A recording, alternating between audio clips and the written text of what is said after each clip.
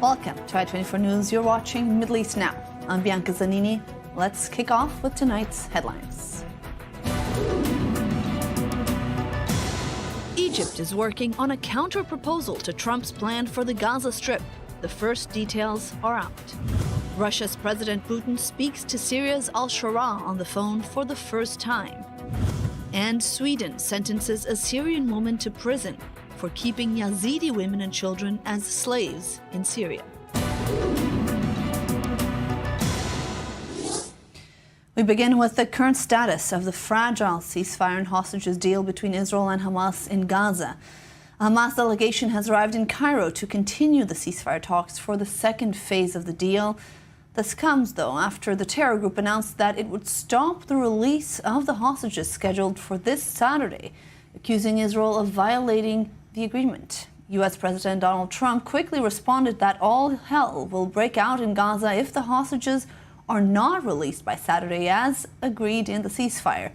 And yesterday, Prime Minister Benjamin Netanyahu warned that if the hostages are not home in the next 3 days, Israel will resume intense fighting in Gaza. Now, for the latest, we go to I-24 News correspondent Robert Swift, who's live with us from Hostages Square in Tel Aviv. Robert, what is the latest on the situation of the ceasefire, and what are you hearing from the families hoping to see their loved ones return from Hamas captivity this Saturday? So all eyes very much are on Saturday, whether or not Hamas releases those hostages and how Israel responds. This could be very much a pivotal moment in the conflict. Now, with regards to the latest situation and assessment of that, Israeli officials have been briefing Hebrew media that they assess that Hamas is essentially posturing, leveraging the current situation in order to try and get additional concessions from Israel. If these assessments are correct, then this makes it more likely that Hamas will indeed back down to a certain extent, will release the 3 hostages at least, that they are due to release as part of the ongoing negotiations, as part of phase 1. Now, this Israeli assessment believes that Hamas is facing extreme pressure from Gazans due to the humanitarian situation in the north of Gaza. Gazans returning from the south have been finding that there's very little left of infrastructure or homes there, and they are putting pressure on Hamas to ensure that it is enabled to get access to the Gaza Strip of shelters, tents and other aid that will make their stay in the north of Gaza that much easier. And this Israeli officials believe is why Hamas is taking the position that it has over the last weeks. With regards to the position of the hostages' families, the vast majority of those who have spoken publicly in the last few days have repeatedly stressed the fact that they believe that the only way to get the hostages out is to continue with the negotiations, to continue with the release of the hostages. At the moment, that's the weekly event where 3 individuals have been released each Saturday. But just as importantly to many of the hostages' families is to ensure that phase 1, which we've been currently going through for the last weeks, that is transitions into phase 2, where additional Israeli hostages still inside Gaza, where they would be released, as well as additional Palestinian prisoners. Some of them of a more senior nature are due to be exchanged in that process. All right, Robert Swift, live with us from Hostages Square in Tel Aviv. Now, joining us this evening in the studio is Jonathan Ragev, security analyst, and I-24 News Middle East correspondent Ariel Osaran. Jonathan, I'm going to start with you. Israel saying it will resume fighting if Hamas doesn't release a certain number of hostages. It's unclear if it's the 3 that were in the original agreement, if it's all the hostages like Donald Trump is saying. But Israel saying it will resume fighting. What could that look like for Israel right now in Gaza to resume a military campaign there?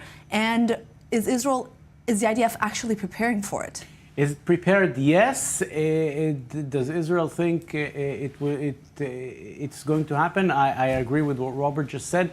the assumption is that this is sort of a negotiation issue, that Hamas is trying to get more concessions out of Israel, and this is what seems to be the case. Look, let's just look at the interesting rhetoric, the one coming from Netanyahu and the one coming from Trump. Trump said all of the hostages must be out by Saturday midday. Netanyahu said hostages have to be out Saturday midday.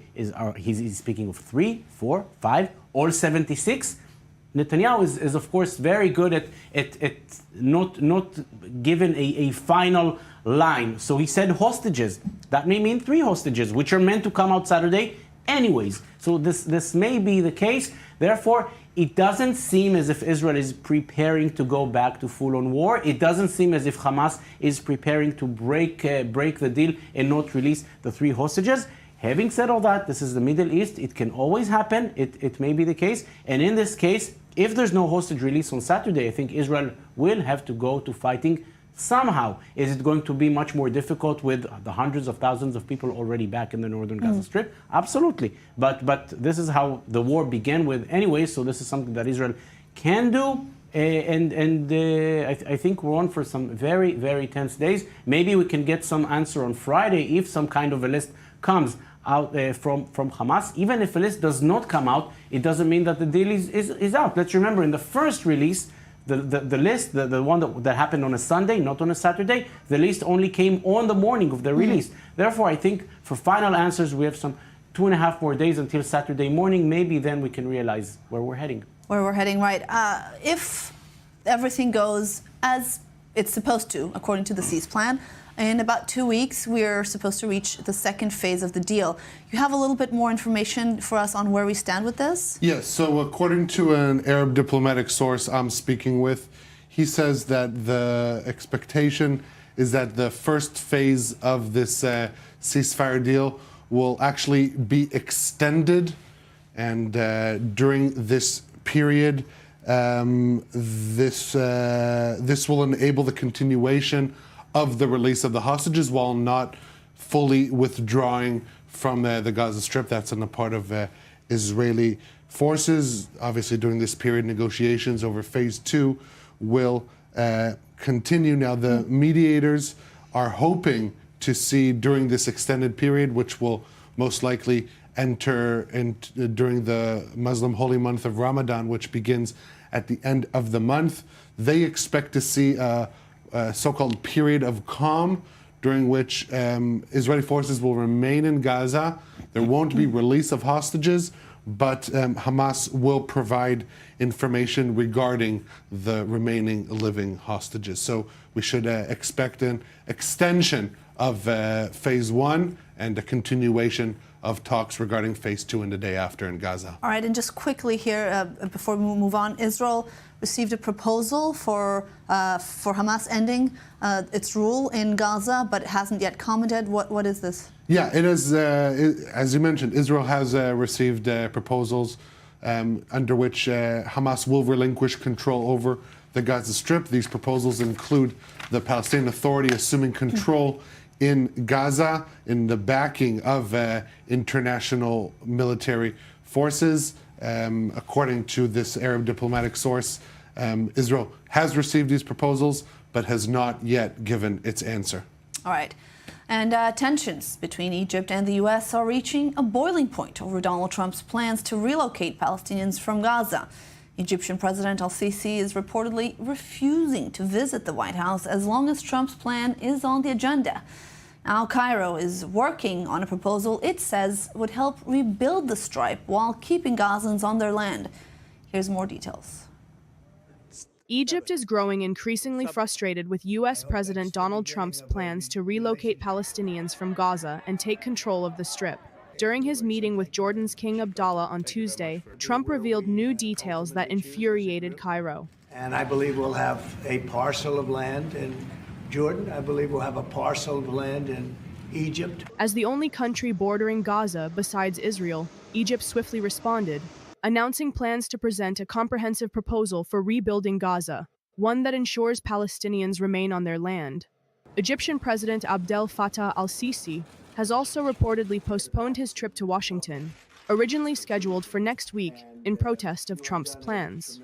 Senior Egyptian officials told Al Arabiya that U.S.-Egypt relations are at their lowest point in 3 decades. Trump himself acknowledged uncertainty over whether his vision would succeed with Cairo. We're going to be able to work something, and I know we'll be able to work something also with I believe, not 100%, but 99% we're going to work out something with Egypt. Jordan's king stressed the need for a unified Arab position. We have to keep in mind that there is a plan from Egypt and the Arab countries. We're being invited by Mohammed bin Salman to discussions in Riyadh. I think the point is how do we make this work in a way that is good for everybody. Meanwhile, the head of the Arab League, who is also a former Egyptian foreign minister, warned that Trump's pressure tactics risk fueling a larger conflict between Israel and Arab states. If President Trump continues pressuring Gazans, the Arab world, the Egyptians, the Jordanians, the Saudis, and other key players in the region, instead of pursuing a just two-state solution, he will push the Middle East into a new cycle of intense conflict between the Arabs and Israel. Egypt is set to host an Arab summit on February 27th. For now, Trump's confidence stands in stark contrast to the Arab world's firm rejection of Gaza's depopulation. And we're back here in studio with Jonathan and Ariel. Ariel, how is this situation that is seemingly quite tense between the U.S. How might it affect the relationship between Egypt and the U.S., but also Egypt and Israel? Yeah, this plan is received as explosive in nature in the region. The Arab diplomatic source telling me that Trump's plan for the displacement of Gazans will, quote, greatly threaten the long-standing peace agreement between Israel and Egypt, saying that the displacement of Gazans is a red line for Cairo, but it doesn't end there, not only with Israel, but also with the United States. If Trump indeed moves ahead with imposing his plan on Egypt and Jordan, this will lead to an open conflict, nothing less, an open conflict between Egypt and the United States. And given this stance, the Arab diplomat says there are 0 chances that such a proposal will actually come to fruition. All right, and Jonathan, an open conflict, the potential of an open conflict. We know that Egypt has considerable military presence in the Sinai Peninsula, and I know that recently Israeli experts have been raising their voices and warning that the continuous ongoing infrastructure work and concentration of forces so close to the border, that could potentially indicate that Egypt could see Israel as a future foe.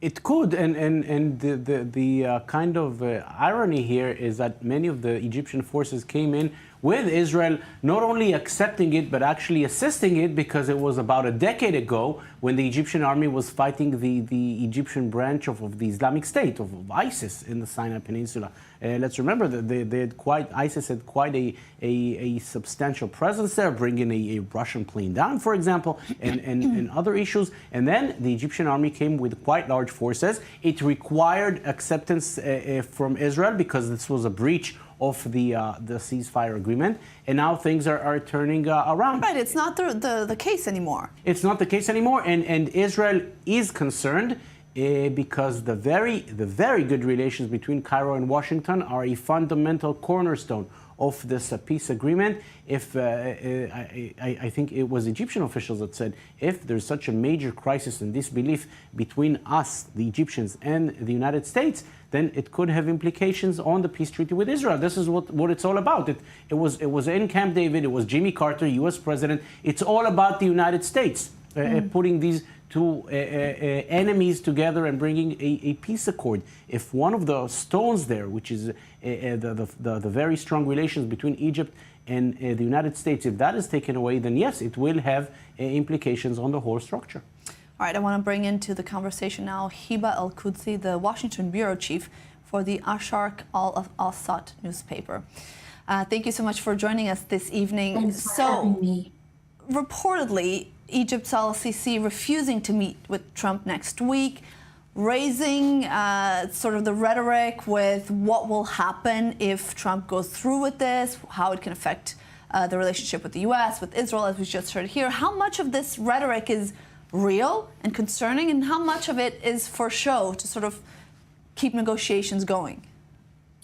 I believe it's a message for the Egyptian opinion inside, and a message for the whole world, especially the American administration. They are ready. They can use the force and the army to show that they will not abide to what President Trump is asking. And President Trump is not a stupid person. He's very smart. And if you look at the situation out of the box from another perspective, now President Trump is opening the door for alternative solution, for alternative plan. And Egypt is taking the initiative to present this plan, and of course, after the summit in February 27, it will submit this plan that is basically will be a reconstruction of Gaza Strip, and Egypt will take responsibility of putting some kind of a committee that will be formed from a technocrat, Palestinian technocrat that has no attachment with any other Palestinian like Hamas or anything like that. And it will take the responsibility of training a police force inside Gaza Strip. And overall, the rich Gulf GCC will finance any restructuring. So if you think about the President Trump plan, he forced all the Arab nations to take this initiative to present a plan that they will be responsible for.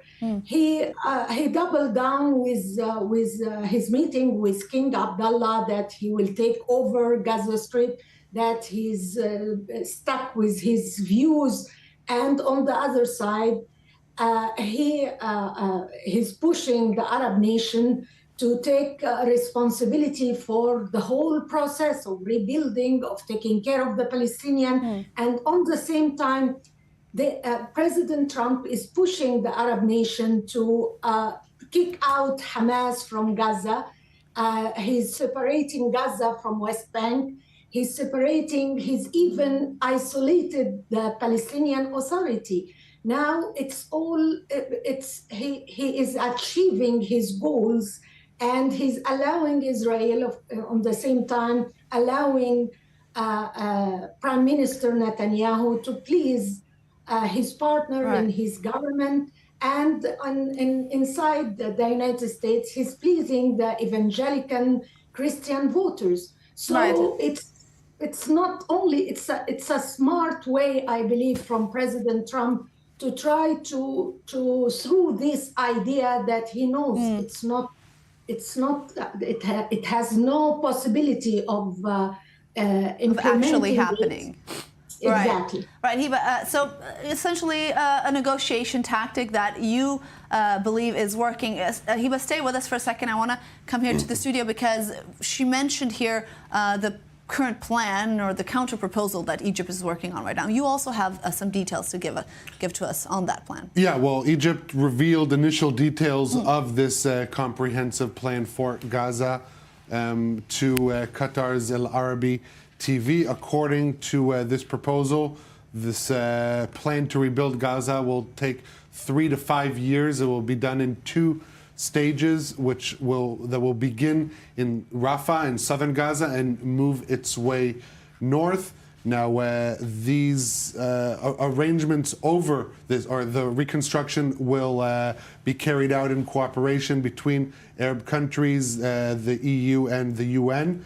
Now, we mentioned earlier this summit in Cairo on February 27th, but prior to that, there were already arrangements to have a 5-party summit between the leaders of Egypt, Qatar, Saudi Arabia, the UAE, and Jordan to try and reach a unified position over Gaza, with Egypt formally announcing the complete plan next week. And so we are seeing that this intention by the Trump administration to consolidate Arab leaders, to formulate a unified position is happening, is bearing fruit, and they are taking him up on his offer. I will just note, we also mentioned the Egyptian army. So Egypt's defense minister, Abdelmajid Sakir, ordered yesterday the forces positioned, these same forces that we're seeing right now on the screen, positioned in the Sinai Desert and specifically on the border with Gaza to, quote, maintain the highest levels of combat readiness. This is significant posturing on the part of Egypt.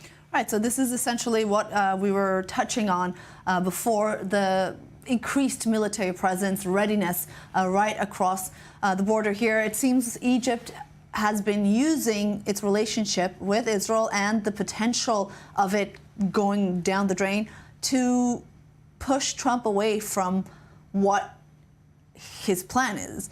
Essentially, is Egypt doing this as just a part of negotiation, the same way that Hiba mentioned she believes Trump is doing?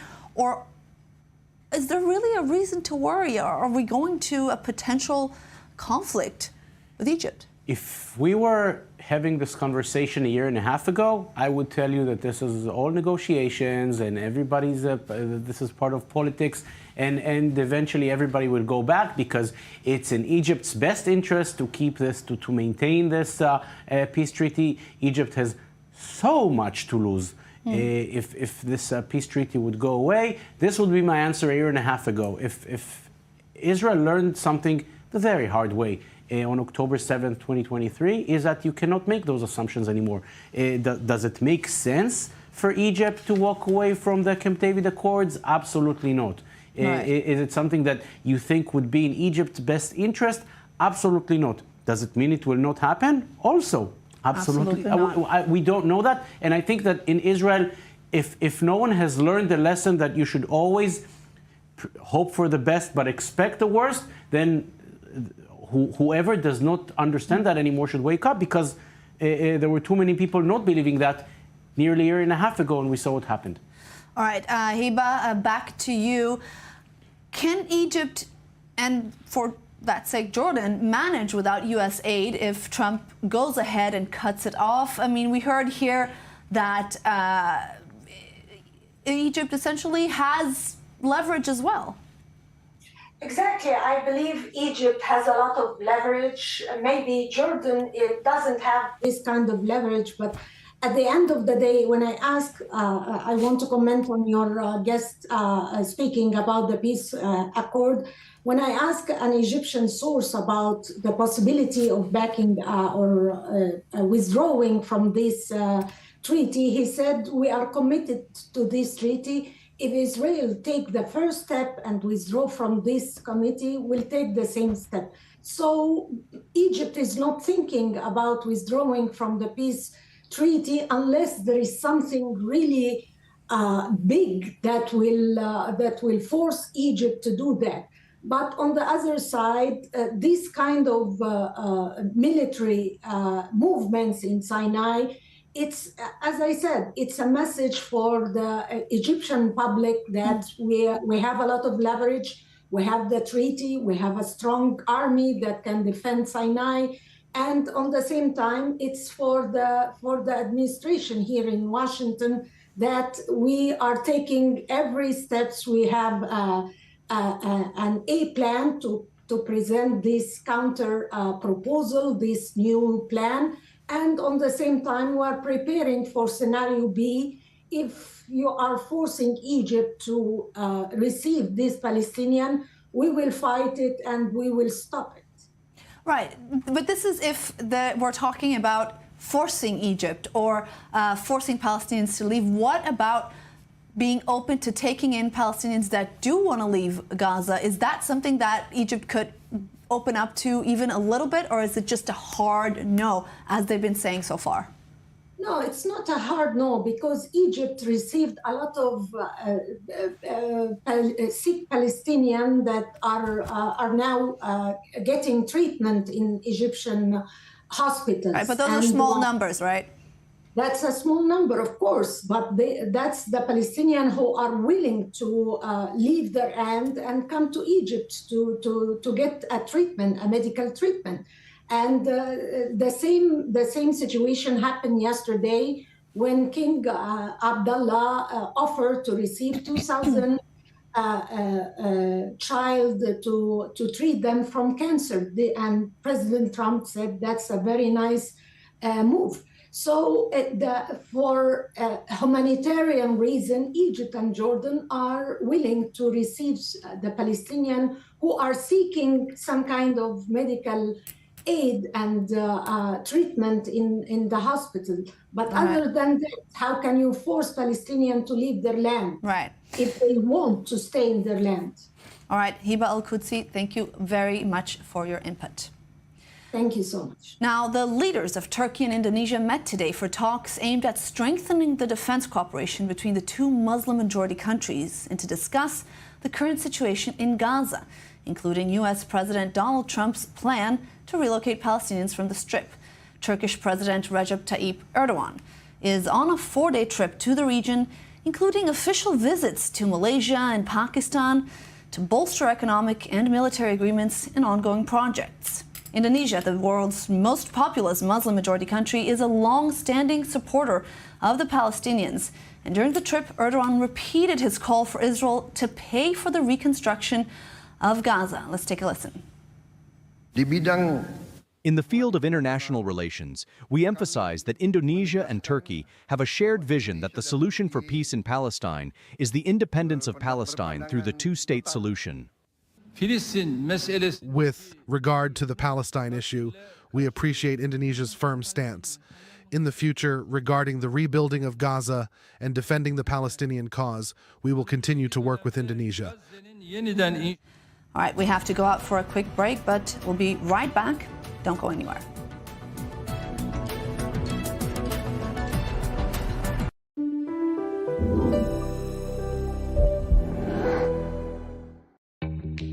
Copper, heat therapy, cold therapy, Theralite warm-up, microcurrent tech, extension handle. This is the ProSage Thermo Copper, the latest percussion massage gun tech advancement available from Evertone. The ProSage Thermo Copper is the only 6-in-1 percussion massage gun with warm-up technology, hot and cold therapy, microcurrent, and now are you ready for this? The benefits of copper. Get deep muscle warm-up technology and a professional athlete-level massage for full body recovery and relief. Back in 2018, Evertone's invention of the ProSage created the craze in the market for advanced professional-level percussion massage.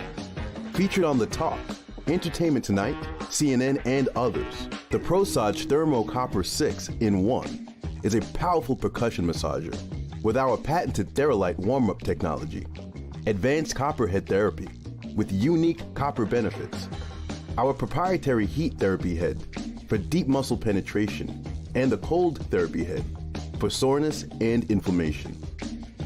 Microcurrent tech for pain recovery and restoration, and it even comes with our newest extension handle, so you can reach anywhere on your body. This makes the cordless ProSage Thermo Copper 6-in-1 with 5 unique massage heads, the most advanced professional-level massage gun available. The gold standard in massage guns is now the ProSage Thermo Copper with targeted pain relief.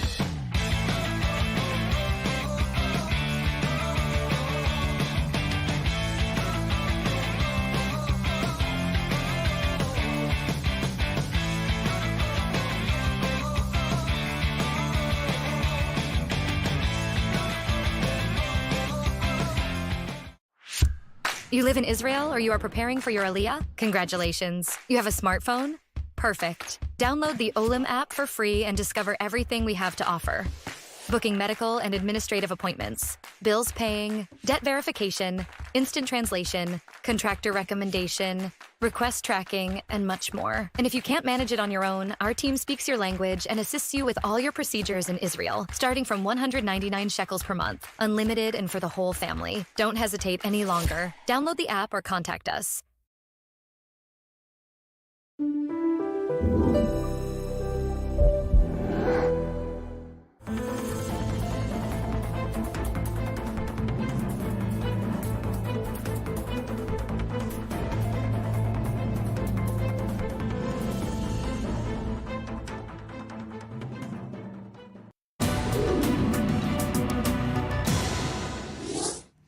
Welcome back. You're watching Middle East Now.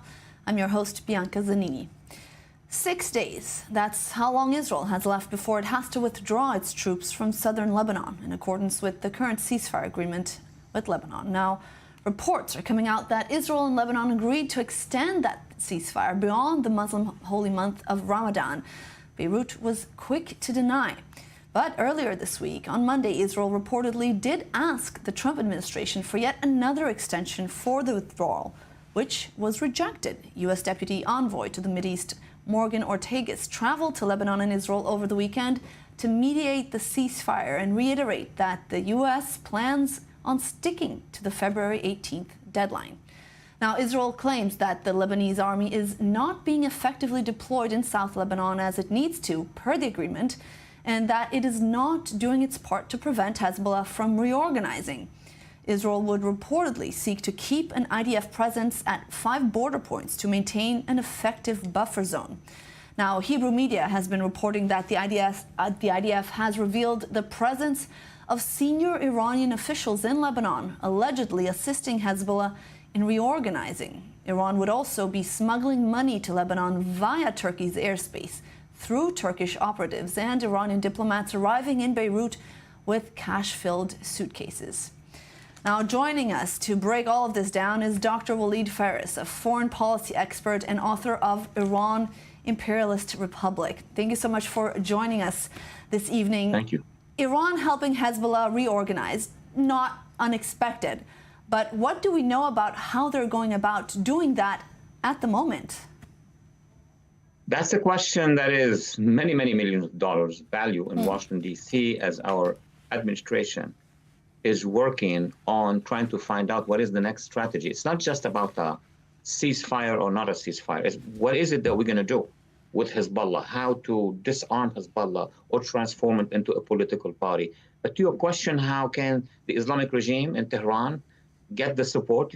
It was just, said in your report. Number one, they can get transactions, financial transactions, the diplomats coming from the sea as well. Remember, the Lebanese government is still quasi-controlled by Hezbollah. 5 of its members, though, claiming they are independent, they have been chosen by Hezbollah, by the Amal movement. So my answer is basically, what did the international community, including the US, the Europeans, Israel, Arab moderates, do in terms of implementing one UN resolution? It's called 1559. And it says very clearly that Hezbollah should be disarmed. I don't think at this point we are at a position where we can implement this, unless there are decisions made by the Trump administration here in Washington. Now, how much of, you mentioned this shortly, but how much of a priority is the axis of resistance for Iran right now with everything else going on? As you mentioned, it's not just about the current ceasefire. There's a bigger picture here. Oh, absolutely. And that's another very good question. For those who understand, have followed the Islamic regime, the Khomeinist regime of Iran, ceasefires are just a tool. Even agreements are just a tool. They even use the Iran deal to accumulate, hundreds of billions of dollars. They have their plan. And we in the US, everywhere in Western democracies, we change our executive branches and we have to readapt to policies. Tehran do want, of course, to maintain the control of Iraq. Even they want to partition Syria between, Khomeinist Iranian, if you want, influence and Turkish influence. They will do everything. They are still present in Gaza. And now you have revealed in your report that they are physically in Lebanon, the Iranian officials. So to those who say Iran lost everything, meaning the regime lost everything, no, they lost a lot, but not everything. Right. And exactly because of that, we keep hearing from Israel that Hezbollah is just waiting to get the opportunity to reorganize. You mentioned a ceasefire is just a tool for Iran. How temporary is this ceasefire, do you think? What are we looking at here? You have the situation on the ground. You have what Israel's position is. And now you have been discussing an important issue, is the US and Israel in line in terms of confronting Hezbollah. That's a separate subject we can discuss. But Hezbollah and the leaders in Tehran and their allies in the region, they have a war room. They will see when they are tough or when they should start action. I am among those analysts believing that they don't want to seek immediate war now with Israel. They are replenishing, reorganizing. But if they have an opportunity they would do it. They may not just wage Hezbollah, they may ask the Houthis. Houthis are very far to do it. But more importantly, and I think the Israelis understand that, they may take the battlefield from Gaza to the West Bank. And I think the Israeli military understood that.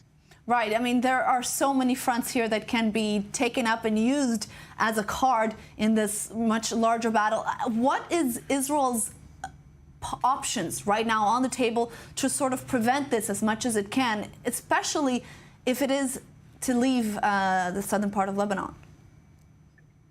That debate is so complex because if you want to hear my vision of it on the historical level, my vision is what the West has failed with in Lebanon is not to find free forces inside Lebanon. That would be their allies. They have allies everywhere. In Iraq, they have the Kurds. In Syria, they have the minorities. In the region, they have the Arab coalition.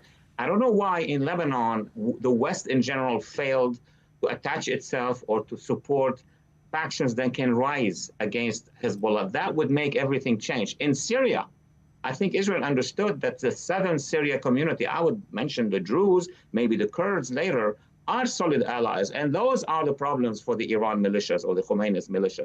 So that is the missing link. But Israel alone cannot just do everything. It needs the United States, it needs Congress of the United States, and it needs the administration. So we go back to square one. Administration and Israel need to figure out a plan for the whole region, but also for Lebanon now. Right, so you're saying that Israel needs the U.S. Is the U.S. likely under Donald Trump to actually to come through with whatever help Israel is needed? I'm asking because we have a very clear message from Donald Trump is that he wants the ceasefire to hold. But as you mentioned, the issue is bigger than this, and the ceasefire might not hold, and we might need the help from Israel to actually deal with Hezbollah on a more long term.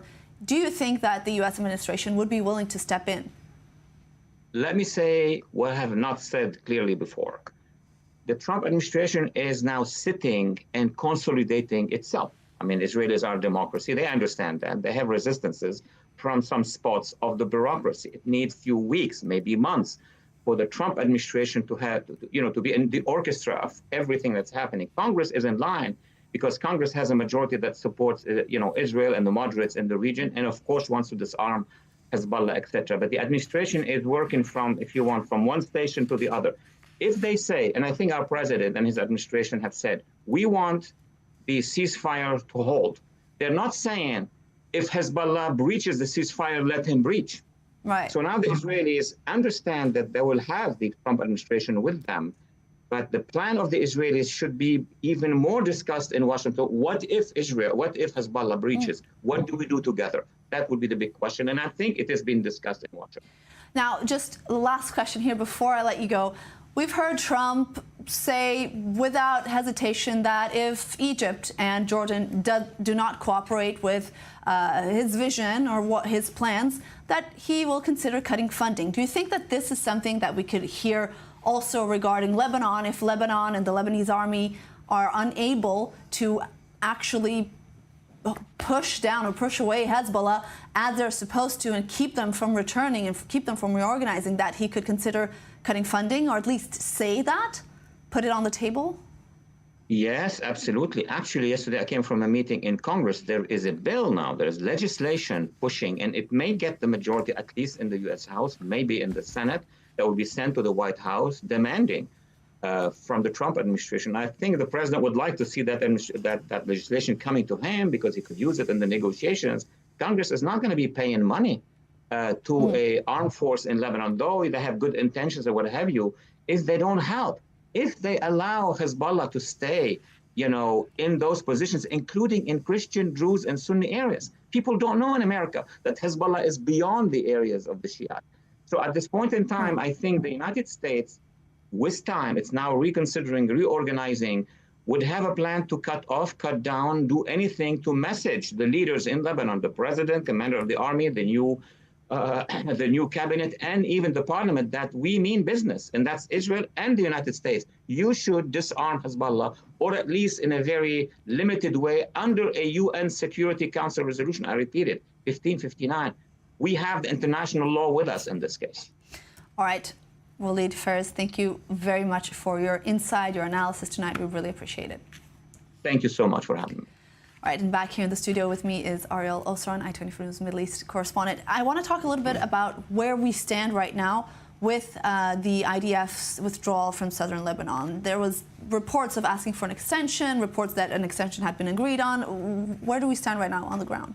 On the ground, there's about a handful of border towns, villages that IDF still remain in, mainly in the eastern sector, everything that has to do with the western central sector. Israeli forces have withdrawn from those areas, and the Lebanese army has assumed control. That is in terms of the positioning of Israeli forces. The latest reporting is, as we discussed here, Saudi al-Hadath reporting that Israel and Lebanon agreed to extend the ceasefire past Eid al-Fitr, meaning the end of March, and that U.S. Deputy Envoy to the Middle East, Morgan Ortagus, will be returning to the region later this week for visits in Lebanon and Israel in order to see this through. Now, the Lebanese presidency immediately denied this, but nonetheless, Ortagus is coming at least to Lebanon. That's also according to previous reporting during the day. So I imagine in the coming days we'll be receiving a clear picture as to the complete end of this ceasefire. But we know that there are talks between the sides, and that the American envoy is returning for her second trip to Lebanon and Israel in a very 2 short weeks. time. Yeah. All right, Ariel Osran, thank you very much. We'll certainly be covering that over the next few days. Now, Russian President Vladimir Putin held his first phone call with Syria's new leader, Ahmed al-Shara, today, according to the Kremlin. Moscow, of course, was a key ally of Syria's longtime former dictator Bashar al-Assad, who was ousted in December and taken in by Russia.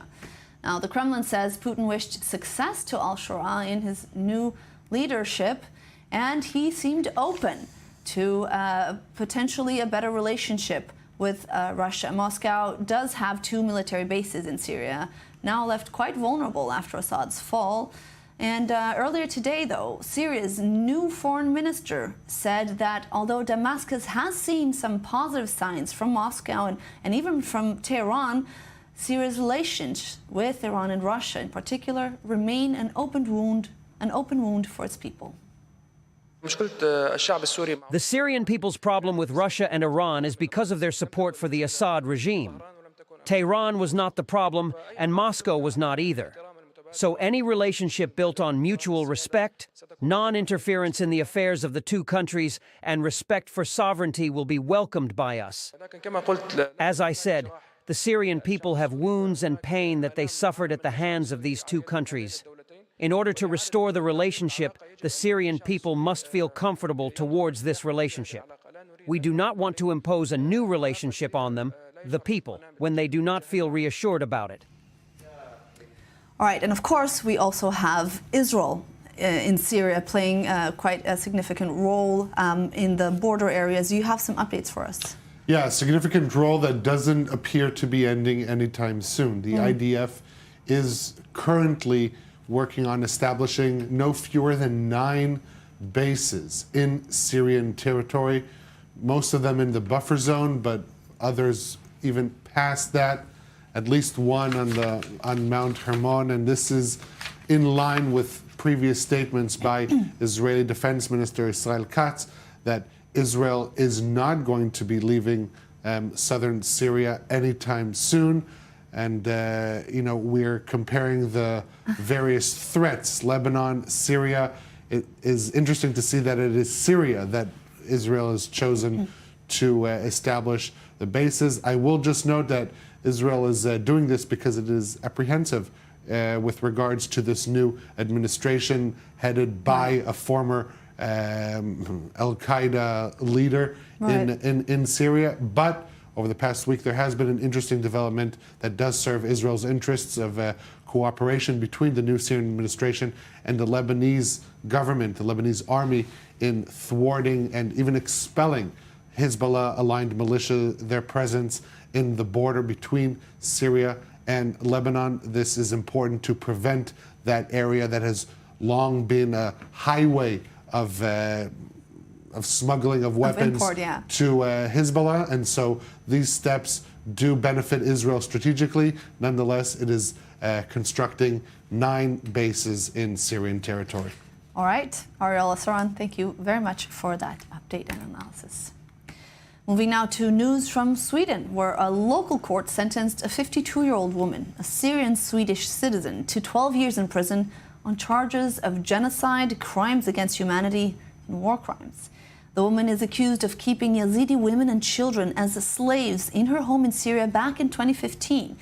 This is the country's first court case over crimes committed by the Islamic State group against the Yazidi community in Syria. Now, the woman was already in jail for allowing her 12-year-old son to be recruited as an IS soldier. The genocide against the Yazidi minority has never been tried in Sweden before, so it's the first time a Swedish court will find that the acts that ISIS committed, but also the acts that this accused committed against these individuals constitute genocide. So that's a first. But also the crime against humanity has never been charged before in Sweden. And this has to do with the fact that we introduced this legislation July 1st, 2014. So it's the first time ever an act of crime against humanity has been tried in Sweden. And staying on the topic of Yazidis, but moving now to Iraq, where the country's Judicial Council announced that individuals responsible for the kidnapping and enslavement of Yazidis and other communities as well will not be granted amnesty under the General Amnesty Law. And yet, the law is still sparking controversy, offering loopholes that Yazidi lawmakers warn could open the door for the release of terrorists and those responsible for atrocities against various communities in Iraq. And a different development, another batch of Iraqi families returned to Iraq after leaving the Al-Hol refugee camp in northeastern Syria this week. This is the 4th such departure in the latest repatriation effort coordinated between the Syrian Democratic Forces and the Iraqi government. It's important to note that the Al-Hol camp houses thousands of refugees, family members, and affiliates of the Islamic State group. Plans are to repatriate all 15,000 Iraqis remaining in the camp. And joining us now to break all of this down is Intifad Kanbar, former spokesperson for the Deputy Prime Minister of Iraq. Thank you so much for joining us this evening. We really appreciate it. Let's begin with this law. Despite these latest amendments confirming that no amnesty will be given, the law is still sparking controversy. How come? Break this down for us. Well, the law was made basically pushed by the Sunni members of parliament to help a lot of Sunnis who were accused wrongly by terrorism by the Shia militias, proxies of Iran, whom some of them were executed and sentenced to tens of years of prison for just being Sunnis under Shia militias who are chauvinistic towards the Sunnis in a plan by Iran to make demographic changes in Iraq and Syria. And we saw the reaction in Syria, and we see this kind of oppression continues in Iraq.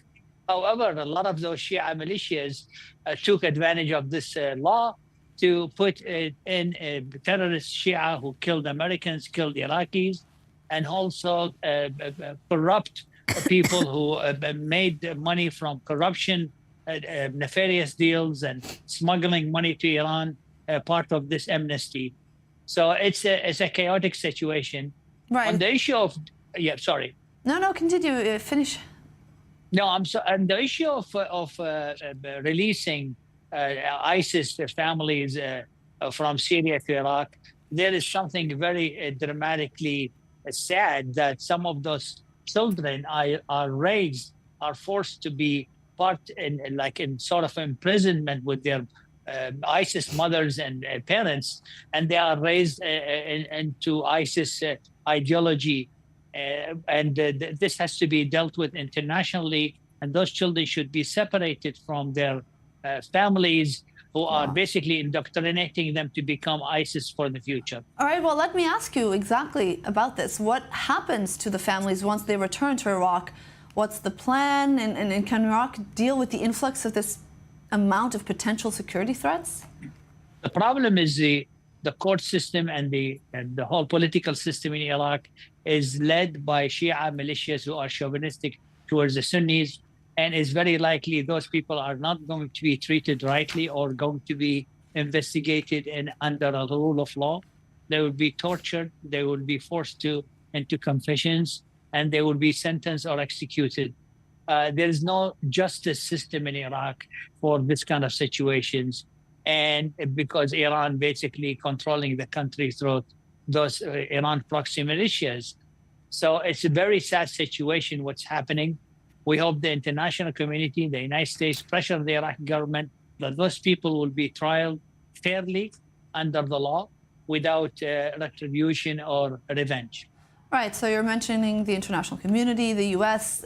The Americans still have a presence in both Syria and Iraq trying to fight against ISIS. What role do you see the U.S. playing specifically in Iraq? Well, to be honest with you, I'm attending here the early counterterrorism conference in Washington, and I can see some people from the Trump administration tone has changed completely towards the Shia proxies in Iran. They gave speeches today. We sense this change positively. And we think the U.S. government now, the Trump administration, unlike the Biden administration, will hold the Iraqi government accountable for their complicit cooperation with Iran and allowing Shia militias to rule the country. And I think Iraq will suffer consequences such as sanctions if this continues, especially on the financial system of Iran. Now, you mentioned here, just in the end here, shortly before we run out of time, you mentioned Iran and how much of an influence they have in Iraq. Where or who is Iraq turning to now to help fight ISIS?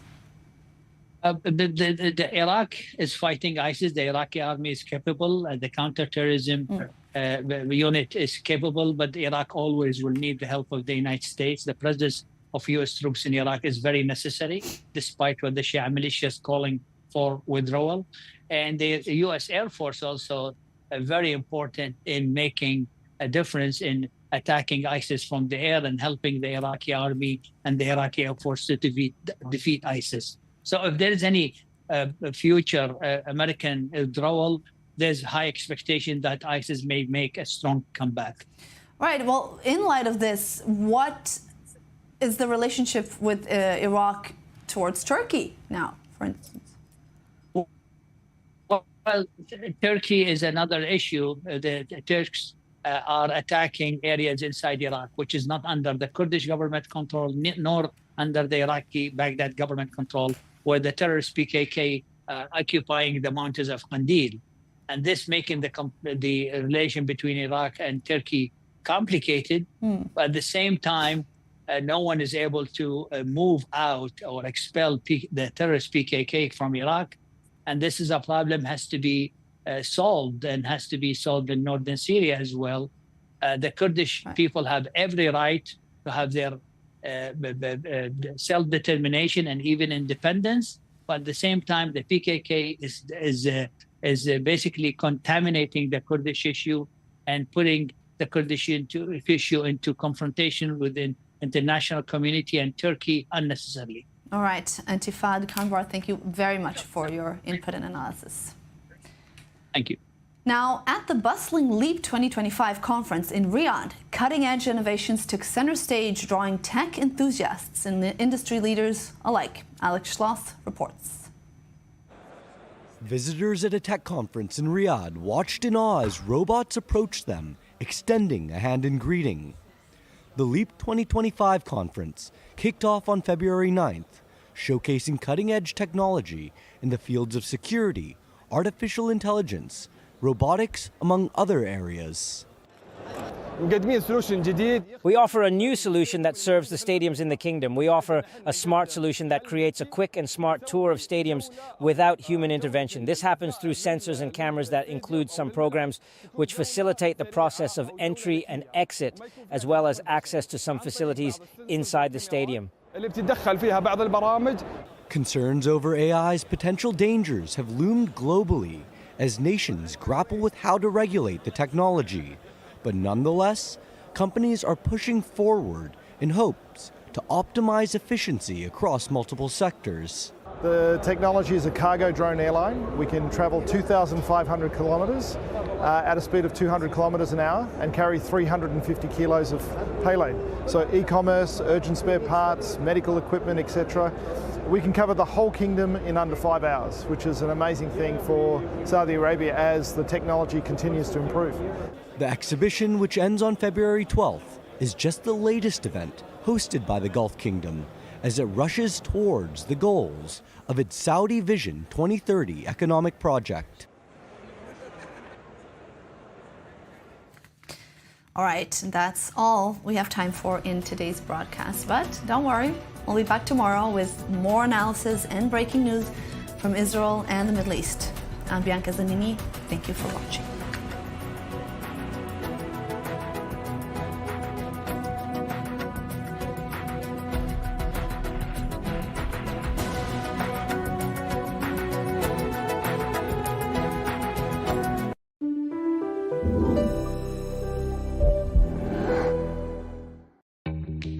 Copper, heat therapy, cold therapy, Theralite warm-up, microcurrent tech, extension handle. This is the ProSage Thermo Copper, the latest percussion massage gun tech advancement available from Evertone. The ProSage Thermo Copper is the only 6-in-1 percussion massage gun with warm-up technology, hot and cold therapy, microcurrent, and now are you ready for this? The benefits of copper. Get deep muscle warm-up technology and a professional athlete-level massage for full body recovery and relief. Back in 2018, Evertone's invention of the ProSage created the craze in the market for advanced professional-level percussion massage. Featured on The Talk, Entertainment Tonight, CNN, and others, the ProSage Thermo Copper 6-in-1 is a powerful percussion massager with our patented Theralite warm-up technology, advanced copper head therapy with unique copper benefits, our proprietary heat therapy head for deep muscle penetration, and the cold therapy head for soreness and inflammation, microcurrent tech for pain recovery and restoration, and it even comes with our newest extension handle, so you can reach anywhere on your body. This makes the cordless ProSage Thermo Copper 6-in-1 with 5 unique massage heads the most advanced professional-level massage gun available. The gold standard in massage guns is now the ProSage Thermo Copper with targeted pain relief.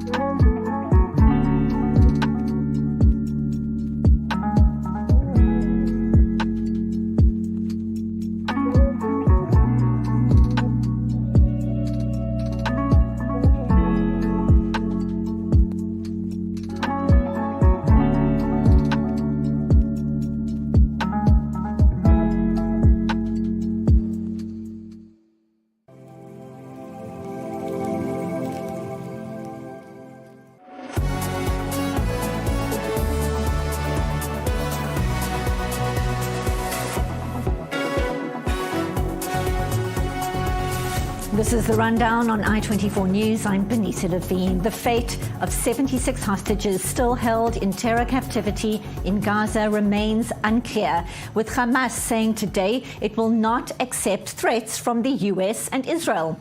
The terror group saying earlier in the week it would postpone the release of 3 male hostages this Saturday, claiming Israel had violated the deal. Overnight, Benjamin Netanyahu saying if Hamas does not return the hostages by noon on Saturday, the ceasefire will end and the IDF will return to fighting inside Gaza. President Donald Trump doubling down on his initial suggestion, saying if the hostages aren't freed by then, all bets are off.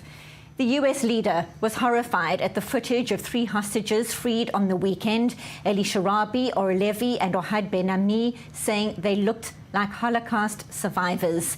Analysts suggesting the reason Hamas doesn't want to free more hostages is because of the outrage over those images of the emaciated-looking men. Families of the hostages still in Gaza are left waiting to see what happens to the deal and if fighting resumes, what it will mean for their loved ones in captivity now for 495 days.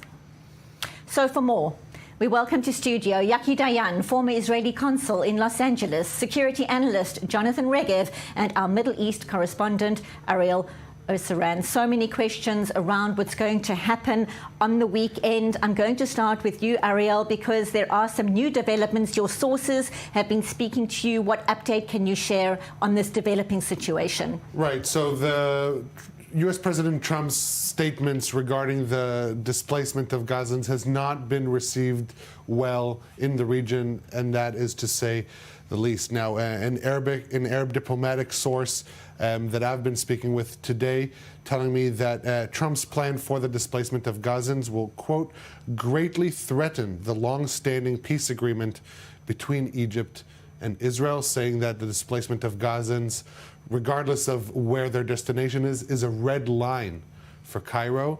Not only that, the source added that if Trump does end up imposing his plan on regional countries, this will lead to an open conflict between Egypt and the United States. These are big statements coming out regarding this plan. The source added that Israel has yet to agree to proposals that will see Hamas relinquish control over the Gaza Strip. These proposals will see the Palestinian Authority assume control over the Gaza Strip with the backing of international military presence on the ground. These proposals have been relayed to Israel, but Israel has not yet responded or approved them.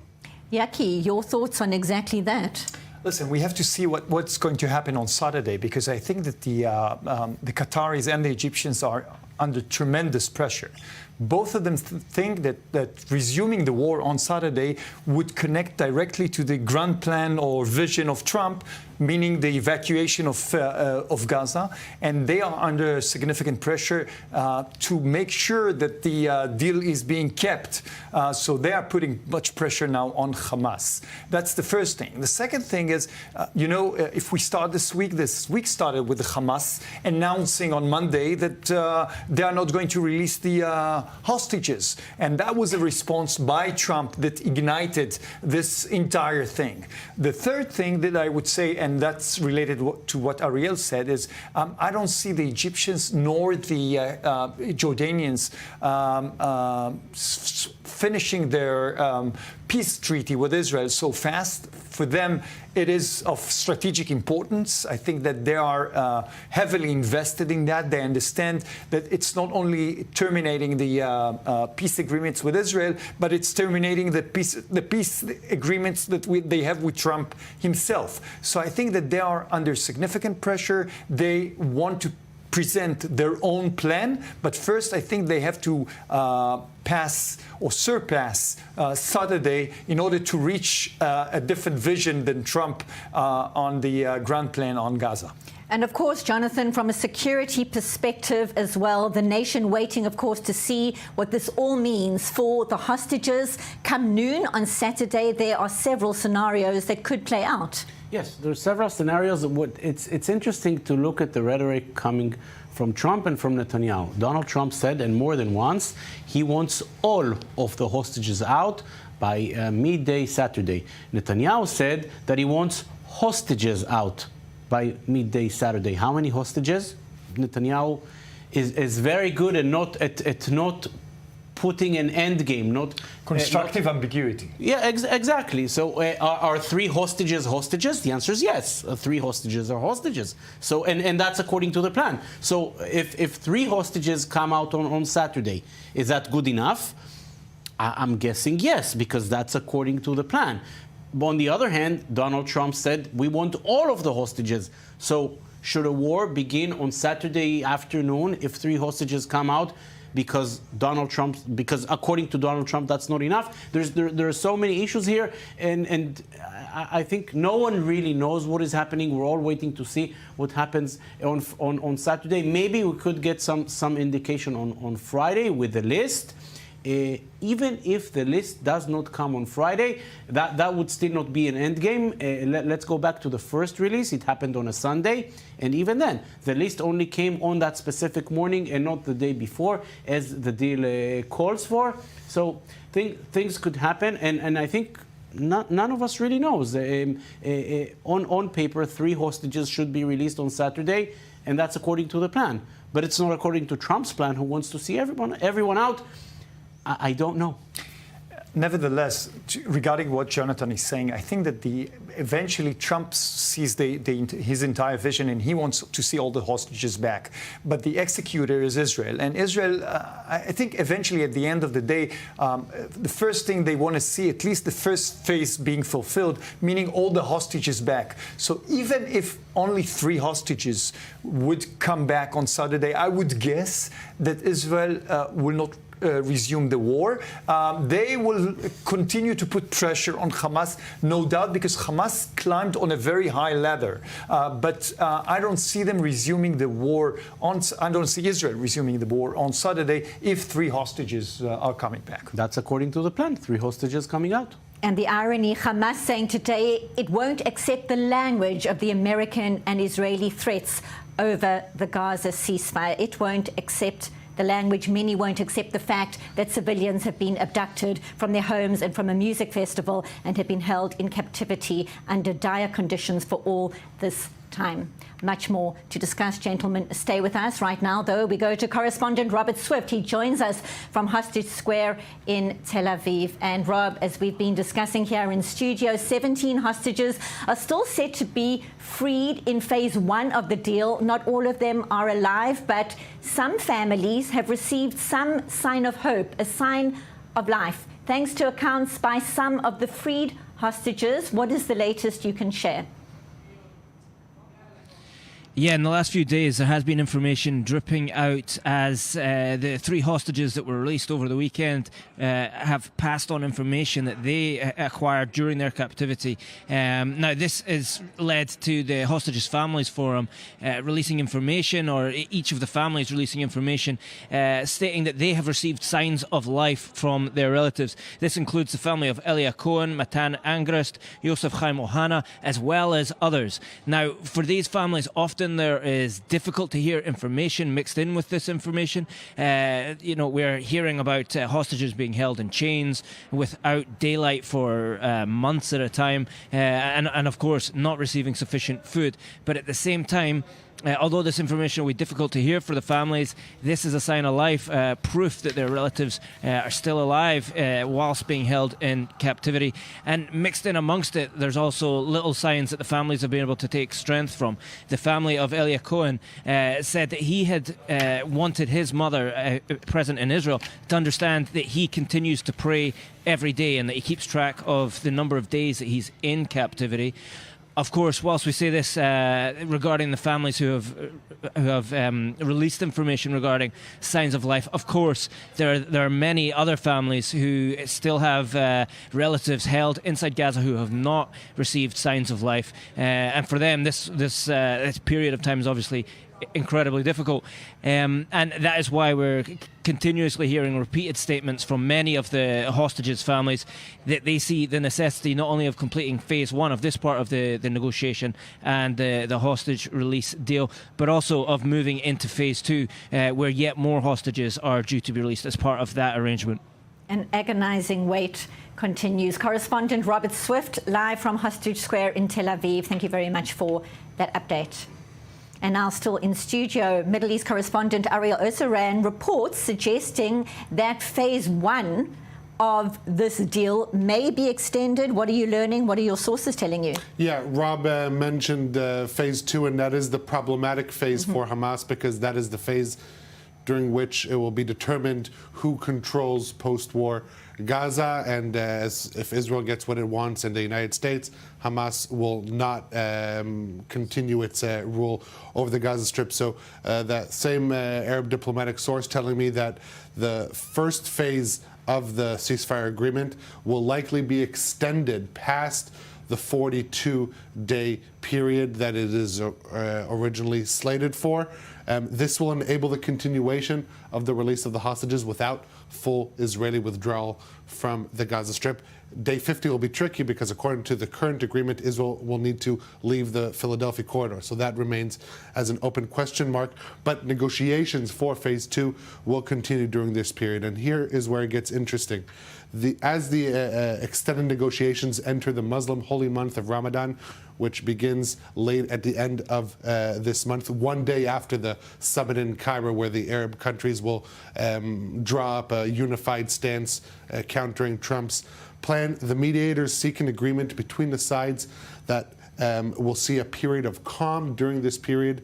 No hostages will be released. Israeli forces will remain in the Gaza Strip, but Hamas will provide Israel with information regarding the remaining living hostages. Not sure how this will be accepted in Israel, but at least the anticipation is that this disagreements over phase two will lead to the extension of phase one, which is something that Israel can agree to. I'll tell you just one thing, Ariel. I mean, based on Trump's statements and the condition of the hostages, Israel, I believe, would not accept any period of calm without releasing hostages. I think that Israel is working very hard now, again, based on Trump's statement, to accelerate the release of the hostages. So the other way cannot happen. I mean, just delaying and have a period of calm without releasing any hostages, this is a non-starter in terms of Israel. Yeah, look, we have to just point out one thing that I think Hamas's statement on Monday came because the realization fell that they're isolated and the world wants them out of the Gaza Strip, and they're clinging to whatever they have, and that is the hostages.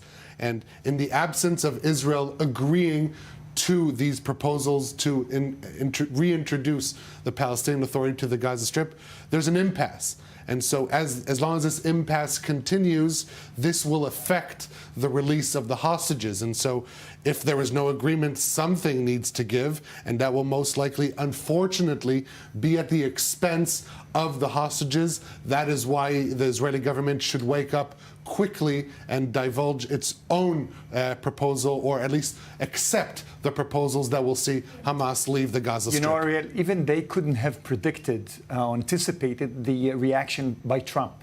The reaction of Trump has changed completely the dynamic of the situation, because it's very much that Qatar and Egypt are under pressure, tremendous pressure right now, because they connected to the grand plan, to the vision of Trump. So they think that the resume of war is the evacuation of Gaza, which is fulfilling the Trump vision. So this is a different ballgame. I mean, Hamas have done, they shot themselves in the leg, because their Monday statement brought the reaction by Trump, and the whole dynamic of the region changed. So this is why we are speaking now about acceleration of release of hostages. This is why we are saying that the Hamas will not be able to extend or give some kind of conditions here. The Egyptians and the Jordanians are terrified. Yeah, but it's the hostages that are are keeping Hamas in power, and it will continue to release hostages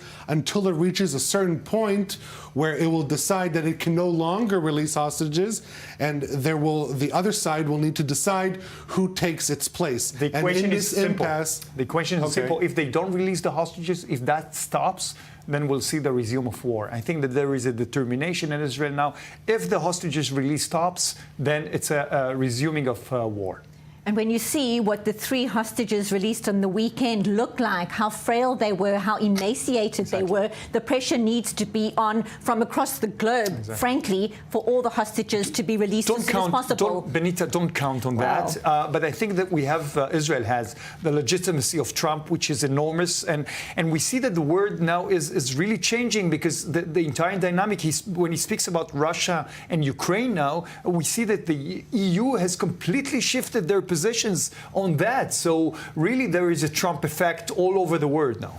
He certainly knows how to shake things up. Stay with us, gentlemen. We've got lots more to unpack. But talking of which, tensions between Egypt and the United States are reaching a boiling point over Donald Trump's plans to relocate Palestinians from Gaza. President Abdel Fattah al-Sisi is reportedly refusing to visit the White House while the U.S. president's plan is on the agenda. And Cairo is now working on a proposal it says would help rebuild the Strip while keeping Gazans there. More in this report by our Yulia Pobogalova. Take a look.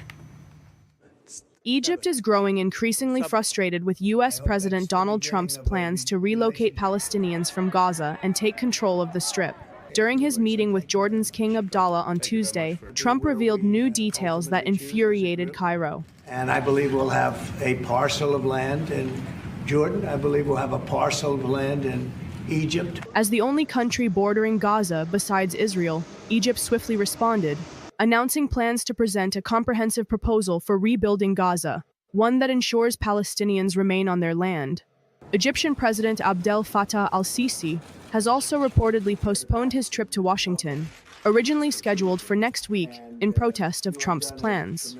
Senior Egyptian officials told Al Arabiya that U.S.-Egypt relations are at their lowest point in 3 decades. Trump himself acknowledged uncertainty over whether his vision would succeed with Cairo. We're going to be able to work something, and I know we'll be able to work something also with I believe, not 100%, but 99% we're going to work out something with Egypt.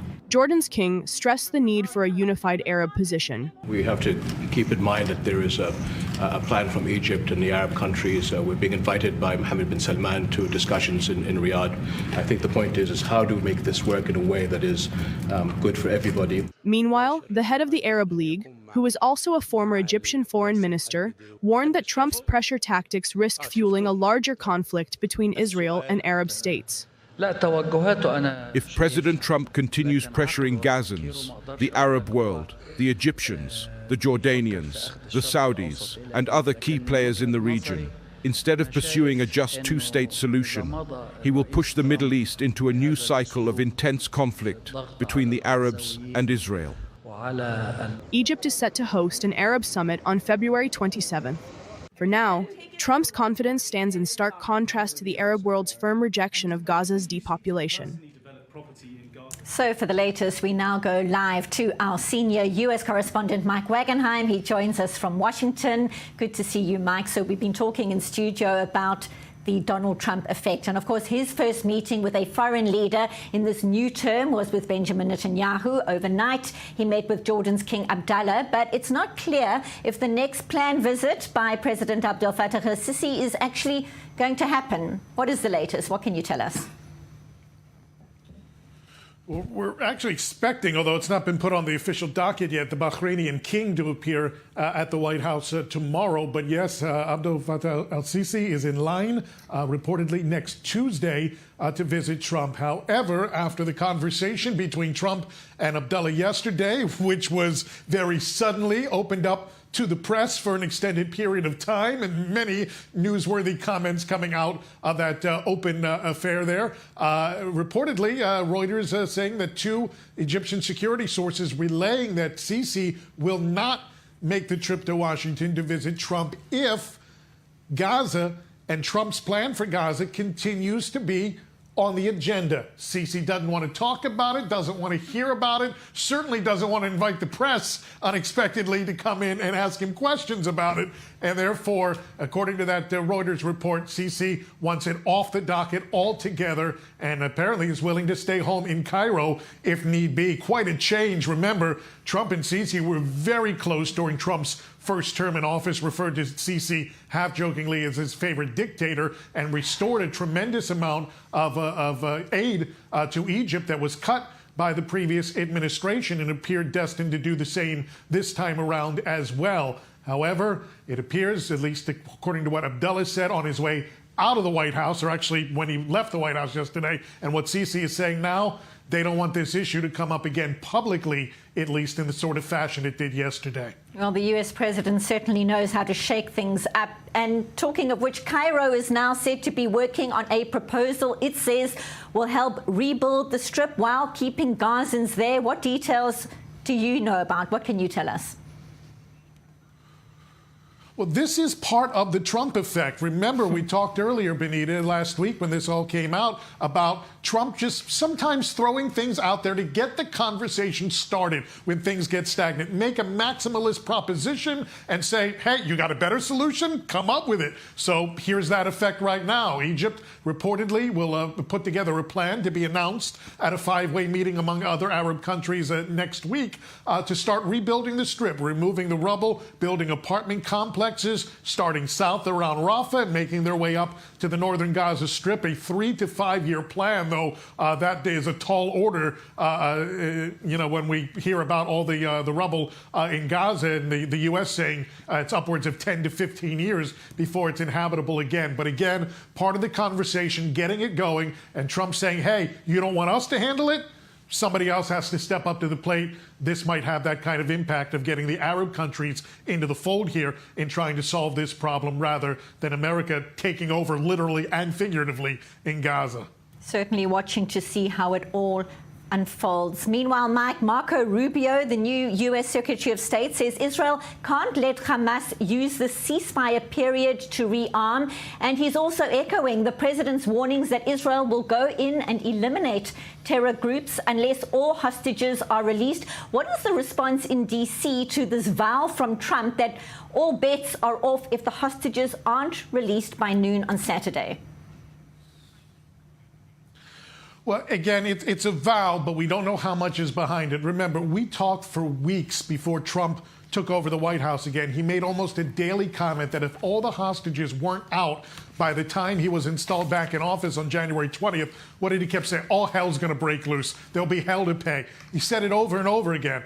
Well, the hostages weren't released by January 20th, but he was able, through Steve Witkoff, to back Benjamin Netanyahu into a corner and get him to sign on to a ceasefire. So at least incrementally, he could claim a win and say, hey, we got this done. I think it's going to be a similar situation this time around. Steve Witkoff addressed reporters earlier today at the White House saying if this wasn't all done at noon on Saturday, he said there's going to be a big problem, but he wouldn't define what that problem is. So we're seeing a consistent message, but not necessarily a direct message. And that's, I think, by design coming out of the Trump administration about what will be the consequences or lack thereof if Hamas doesn't respond in some sort of positive fashion by high noon on Saturday. But we've seen this before. I think Trump, again, is looking to get something going here. Doesn't have to be all he's asking for, but get something going so that, you know, he can save face, claim credit, and make sure that the process that he wants is kept on track rather than falling by the wayside due to other, countries or in this case, terrorist groups' concerns. Senior U.S. correspondent Mike Wagenheim, live from Washington. Thank you so much for that update and for your insights. Security analyst Jonathan Regev, when you hear these recurrent messages out of D.C., the President, the Secretary of State, what do you make of it right now? How is Hamas likely viewing these messages coming through out of D.C. as we speak? I think that they understand that it's a different story. This is not the Biden administration, but yet, as we just heard, Mike just said it, Steve Witkoff saying there's going to be a problem. What will the problem be? The war would start again. But that would happen. The war would start if all 76 hostages are not released, if 3 hostages are not released, then it's what you called before the ambiguity. There's sort of a vague ambiguity. There's going to be a problem, yes, but there's going to be a problem if all of them are not released. We just heard President Trump saying that all of the hostages have to be released and all of the American hostages are going to be released. So there are many interesting comments which you don't know exactly how to relate to. It does feel, at least on the Israeli side, that there's much more backing into Israel going back into the war. If hostages are not released, then Israel goes back into the war. It seems as if the Trump administration would be much more understanding than the previous one. But again, the messages are quite vague. Steve Witkoff is not saying Israel will go back, but he's saying there's going to be a problem. On the other hand, it was very clear that if something does not happen by noon on Saturday, something will have to happen. Will it be the war again? Many statements coming out, but nothing is very clear. And it seems that every side is testing the other one as if they're all trying to get more out of these negotiations. This is what it seems. By design, 30 seconds. I beg to differ, Jonathan. I think that the message by Trump was very consistent. From the very beginning, he said, release all the hostages, but he's not going down to the details of whether it's just 3 or 5. I think that if 3 is going to be released, then Israel is the executor of what Trump is saying, all hell break loose, and Israel would not open immediately a war. But if they are not released, then definitely on Saturday we are going to see the war being resumed. We're going to talk about that after a very short break. Gentlemen, stay with us right now. We're going out for just a few minutes. When we get back, alarming new findings on post-traumatic stress in Israel since October 7th. We speak to an expert. Our coverage continues on The Rundown. Back in just 2 minutes. Stay tuned.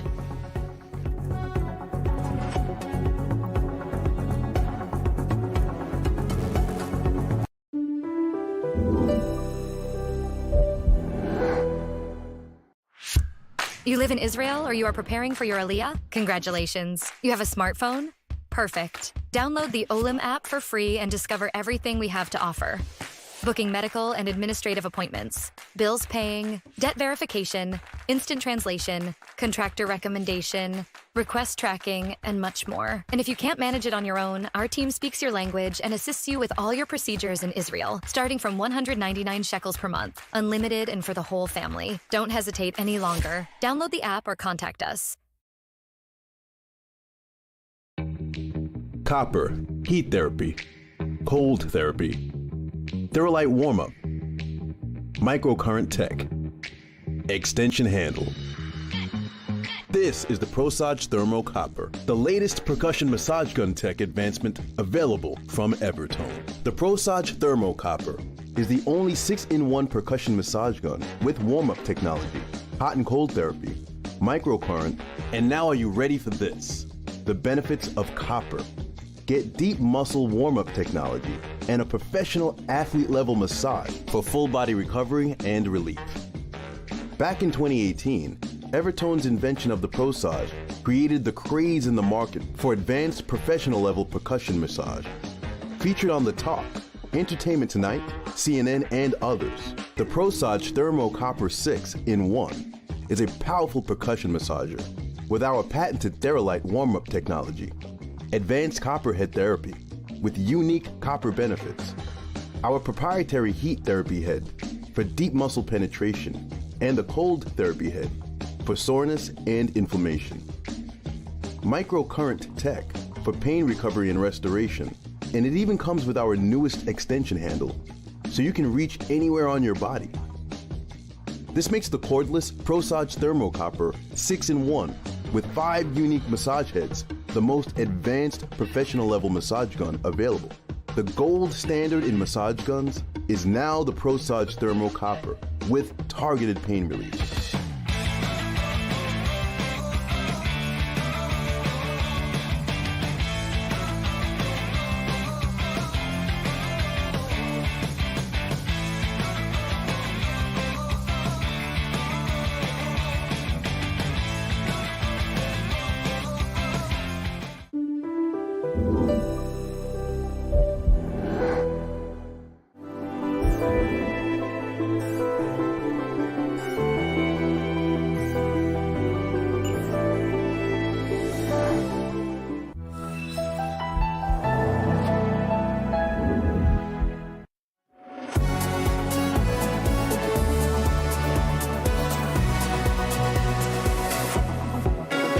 Welcome back. Alarming new findings on post-traumatic stress in Israel since October 7th.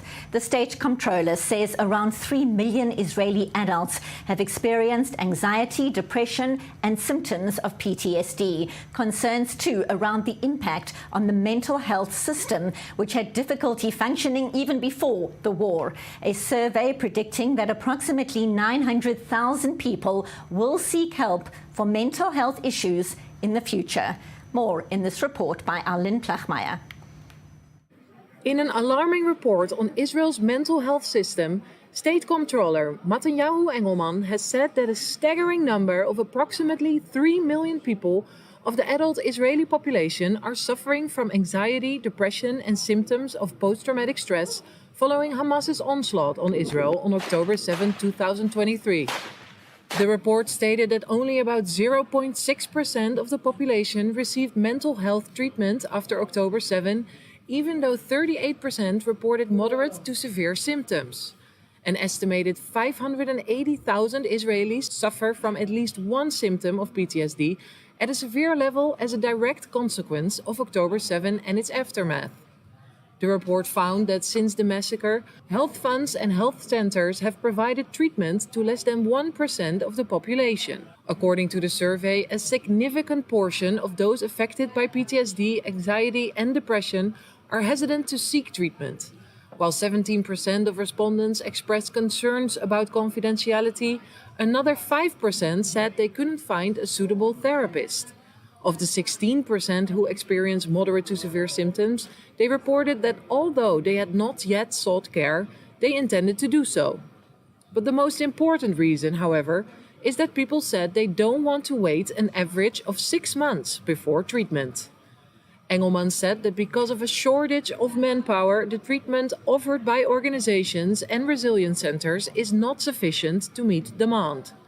For example, of the 10,500 children who were evacuated from Sderot, treatment was provided to only 440 children, which amounts to only 4%. Of adults, only about 11% of all evacuees from southern and northern communities received mental health care. The audit also revealed that only 1% of the survivors of the Nova Rave massacre received treatment. Moreover, only 13% of volunteers at the Zaka organization who worked during the events of October 7 and the following weeks clearing and identifying human remains received treatment from the public healthcare system. And now for more insight, it's a pleasure to welcome psychotherapist Lisa Kramer, and she joins us from Central Israel. Lisa, thank you so much for your time. Alarming new findings on post-traumatic stress in Israel since October 7th. The state comptroller is saying around 3 million adults have experienced anxiety or depression or symptoms of PTSD. Alarming, but perhaps not surprising, given the trauma the nation has experienced on the darkest day in the history of the country, and of course, since. Your thoughts, your takeaways.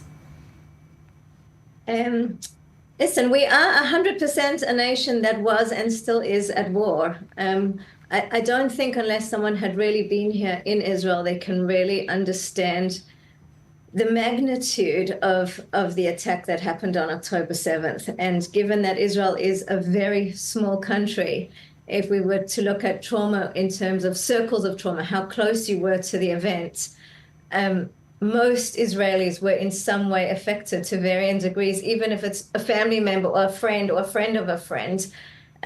It's a very close-knit community. So there was no one who was going to escape the magnitude of what has happened and the aftermath of the war that continues to happen. And of course, as you say, the war is ongoing. There's so much uncertainty around the hostages in captivity. We've been talking about it here in studio. On the one hand, we've seen these heartwarming sights of families reunited with their loved ones. And then we've also seen emaciated hostages who've been through hell in the tunnels of Gaza for all this time. And many are coming out to find out their loved ones have been murdered. One cannot imagine what the families have been going through, but for the nation as a whole, watching this, grieving, connecting, trying to process it all, and hoping, what kind of insights can you share, this collective trauma? I don't even believe it's just a collective trauma from now. I think, we know that transgenerational trauma and generational trauma gets so easily activated. The pictures coming out of Gaza could not have looked closer to the Holocaust if we tried. And I think the degree of national grief, the sense that it's not someone else's brother, it's my brother, is really pervasive here. I don't think, it was one thing to almost know in our minds what could be happening in Gaza, but to really see it, there was almost like a collective heartbreak that went through the country of images that no one ever dreamed we would be faced with, not even 100 years later. And now, as we talk about the possible resumption of the war, families of soldiers risking their lives to protect the nation, spouses, partners, children of reservists, all knowing that the war can resume very soon, what kind of advice do you give to people, particularly with young children, knowing those sirens could be sounding once again? What lessons have been learned so far? Benita, I'd say as follows. I think, I was listening to the news update that was given in terms of the statistics, in terms of where the mental health situation is in Israel on a government level. But I think it needs to be said also, given that you go to an international audience, that the people of Israel are by far the most remarkable, the most resilient, the most dedicated that I've ever come across. The sense of duty and the sense of care to each other is profound and to this nation. And while our Miloim, our reserve families are exhausted, there are some men with children who have gone back for more than 250 days of service. And the impact that that's had on families and children is profound. But greater than that is the sense of resilience and the sense of absolute will to serve and do, and to really fight for the rights of Jews and Israelis everywhere. And I think that could not be understated in any way. And so I guess the advice that I give to families is to really remember that they are really and truly part of something with a sense of meaning and purpose that far outweighs anything experienced beforehand. So beautifully articulated. And you're talking about a grieving process for many, a healing process for the whole nation ongoing. But with that resilience, the nation knows together it's facing an existential threat and in many ways is united in facing that threat on several fronts, a very long road ahead. Your thoughts briefly. It is. It's a very long, heartbreaking road. And people talk a lot about, well, how much trauma, how much PTSD, how much depression. And my biggest concern actually is how much grief. Grief looks a tremendous amount like all of these things, and we are very much a grieving nation. But, we think that the opposite of depression is happiness, and the opposite of depression is actually purpose and meaning. And this is a nation built on purpose and meaning, because right now it's an existential fight for survival, and you don't find more meaningful than that. And I really do believe that people here understand what's at risk for everybody. And I think it's a kind of healing, despite all the pain and despite all the trauma, that please God will lead to a brighter future. And I think it's incumbent on the adults in Israel to pave the way for our very young and very brave soldiers and for all the victims of October 7th to really hold an enormous amount of faith and belief that we really will build a brighter, healthier, happier future. And I think Israeli society is at a different level of holding that belief and really, investing in creating it. And knowing that through all the darkness, the nation will rise. It has done so before. It will do so again. Lisa Kramer, thank you so much for being with us on The Rundown. Powerful indeed. Now, the Hamas terror onslaught and mass abduction on the 7th of October targeted civilians in southern Israel in their homes at a music festival at kibbutzim. People of all religions and a range of nationalities, 41 Thai nationals were murdered in the rampage. 30 were abducted and held in terror captivity. 5 of them were freed from Gaza after 482 days. They are now Back home, one of the freed hostages, Wachara Shwewan, is now sharing some details of his ordeal in captivity. More in this report. A small community gathered in a church in northeastern Thailand on Tuesday, their voices once raised in anxious prayer for a son who had been taken away in a war that was not his own, now erupted in triumphant song and applause as they celebrated his homecoming. Wachara Shwewan stood on stage before a group of more than 150 people from his community and thanked them for their unwavering concern and prayers for his safe return. He, along with his younger brother, left their hometown in 2020 in search of work to help support their family. It was exciting. It wasn't like home. But there was also fear because I knew the country was still at war. Still, I had to go. I wanted my family to have a better life, and I wanted my daughter to get an education. Wachara worked on a kibbutz, farming avocados and potatoes. In his free time, he played ping pong with friends, a place where he said he found happiness. However, everything changed on October 7th, 2023. That morning felt like any other, he said, despite receiving alerts on his phone. As Wachara headed from his sleeping area to the bathroom, he barely made it inside before encountering a group of men clad in body armor, enough for him to realize they were not Israeli soldiers. They took my phone. They started shooting, so I raised my hands and said, "Thailand, Thailand." Then they took my phone, and then they surrounded me.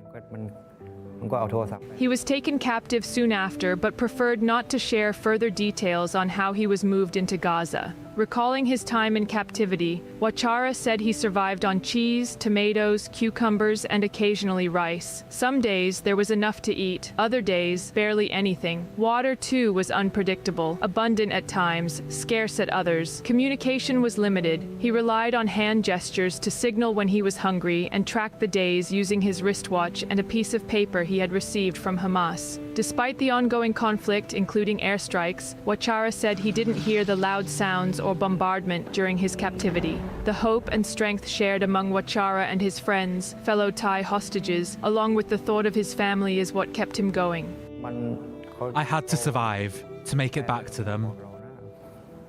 Wachara said he was repeatedly told that he would be released, sometimes in a matter of days, other times in weeks, only to have those assurances prove hollow, leaving him with shattered hopes and a deepening sense of despair. However, 3 days before his release, he said, they told him there would be a ceasefire and he would be set free. He said he spent the 3 days talking with his friends, making plans for what they would do next. Sleep was hard to come by as he was filled with excitement. On the day of his release, Wachara, along with his 2 friends, were handed over to the Red Cross in Gaza's Khan Yunis. In total, 5 Thai hostages were released and they were taken to a hospital in Israel by helicopter. On his flight to freedom, the sheer exhilaration of release washed over him, a contrast to the bleak confinement of his nearly 500-day ordeal.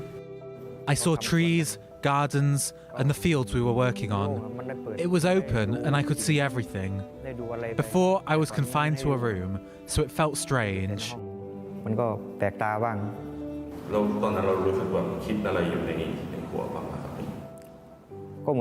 It felt like I was reborn. Like the other Thai hostages, Wachara underwent both physical and mental health checks before finally taking a flight back to his hometown, which he had left almost 5 years ago. With a resolute tone and a heart full of longing, Wachara revealed his cherished aspirations to support his father and to reconnect with his daughter, making up for the precious time they had lost. My parents are getting older and can't do much anymore. I want to be the only one to take care of them, to make their lives easier because they've struggled for so long. As twilight descended upon Wachara's village, a stage burst into life with a kaleidoscope of colors and sounds, the air pulsing with the infectious rhythms of northeastern Thai melodies. I don't want war to happen. I want peace to come. If our family had to end up in that situation, I wouldn't wish for war. We just wanted to work and make sure our family could live comfortably and happily. In the October 7th attack on southern Israel, Hamas gunmen killed and kidnapped dozens of Thai workers. Thailand's foreign ministry said 1 Thai national is still believed to be held captive by Hamas. Unimaginable. Still in studio, Yaki Dayan, former Israeli consul in Los Angeles, security analyst Jonathan Regev, and our Middle East correspondent Ariel Osaran. And in just a few moments ago, a new development: the Red Cross is urging Israel and Hamas, quote unquote, to maintain the ceasefire in Gaza. Welcome to the conversation, Red Cross. Ariel Osaran, your takeaways. Yeah, the Gaza Strip's rideshare company chiming in to this current crisis over the hostage release deal, saying that all the remaining hostages need to be released, that the people of Gaza need a respite from the violence, and calling on all parties to maintain the ceasefire so that these crucial efforts can continue. Your thoughts very briefly, Yaki. Taxi services given by the Red Cross, it's such an irrelevant, redundant organization, has done nothing for the hostages, zero. So they have no say whatsoever, not in the Gaza and not in the Middle East. Thank you for your moral clarity, Red Cross. Thank you for joining this conversation. Middle East correspondent Ariel Osaran, thank you very much for being with us in studio. Appreciate your input as always. Now to a disturbing development down under. 2 nurses have today been suspended after vowing to kill Israelis. Yes, you heard me right. A video of their disturbing threats has gone viral. One of the medical workers saying if an Israeli comes to his hospital, he won't treat them, he will kill them. The other saying she sent Israelis seeking medical treatment to go to Jahannam. Now that means hell in Arabic. The 2 health workers, so-called, are from New South Wales. One of them says he is a doctor. He told a local influencer and Israeli activist on an online platform that he would kill any Israeli that enters his care. Prime Minister Anthony Albanese slamming the video, calling it sickening and shameful. This all coming amidst an alarming spate of anti-Semitic incidents in Australia, including vandalism and arson attacks. Here's some of the latest reaction to the viral video. To the Jewish community today, I say not only am I sorry, but I can assure you this: the care that you get in our hospitals will continue to be first class. We will investigate this uphill and down dale. We will not just be looking at this incident per se, but we will also be obviously going through previous cases to make sure that that hospital has been working in a way that reflects those values around safety and care. They are vile, disgusting and deranged individuals. The video that we saw was absolutely chilling and horrific. The brazen way, the open and confident manner in which these people spoke about killing and torturing and wishing death upon Israelis, and particularly coming from our medical professionals who we look to for care and support, was a ghastly thing to see, and it should never have happened. Truly one of those moments when you have to ask yourself, is this for real? Is this fake news? But Yaki Dayan, that video disturbingly was for real. Listen, as you mentioned at the beginning, I mean, there is a wave of anti-Semitism in Australia, a very worrying wave of anti-Semitism. And I think that as Trump has taken this issue of anti-Semitism in the US very seriously, I think that the authorities in Australia have to do the same, because otherwise we won't see it stopping. It's just keep on coming, and the government in Australia has to do much more extreme measures against those anti-Semites, not only expelling them from work, but I think that even expelling them from the country. Disturbing indeed. And now back to this region. We were talking earlier on in the broadcast about the existential threat, the several threats on several fronts at the same time. And right now there are conflicting reports around the ceasefire across the northern front. Lebanese media is today reporting that the IDF has submitted a request to the Ceasefire Monitoring Committee to extend the ceasefire and to remain in 5 points in southern Lebanon. The current ceasefire expires on the 18th of this month. That's already on Tuesday. So security analyst Jonathan Regev, conflicting reports. What does this all mean? What is going to happen to the ceasefire? Will it realistically be extended? if it can be extended simply because it already has happened once, so it can happen the second time, depending, of course, on the wishes of both sides. We know that Israel wishes to do it. The other side, it's not exactly clear. Does Lebanon want to go back into war when it just instated a new government, still with presence of Hezbollah in the government? I'm not exactly sure they would want to go back to war. Therefore, perhaps there is some hope that the ceasefire would be extended. I understand we're speaking until the end of February. That's a 10-day extension. Just like in Gaza, a lot depends on the United States. There's a new U.S. envoy to the region. It's not Amos Hochstein anymore. Morgan Ortegas. Exactly, and she seems to have good relations both in Beirut and in Jerusalem. If the United States puts pressure on both sides for the extension, then it may happen. The new president in Lebanon was eventually voted in with American pressure. The Americans did put pressure for that president to be elected and eventually sworn in. So there is a chance for that to happen. And yet this is the Middle East. No one really, you can't really predict what is happening. If I would have to assume, I would say yes, it could be extended by 10 days. But eventually, of course, as far as Israel is concerned, Israel would like to keep its forces there clearly in those 5 positions, which are mostly on the eastern sector of the border, as much as possible. There will come a time in which Lebanon will say, stop. This is when we want all of the forces out. Will it happen this time? I can only assume that the answer is no, but eventually it might happen. And the question remains what Hezbollah has been doing in the meantime during the ceasefire period, what it is planning, if it is able to plan at this juncture. And with Morgan Ortegas arriving in the coming days, Yaki Dayan, she has lots on her plate.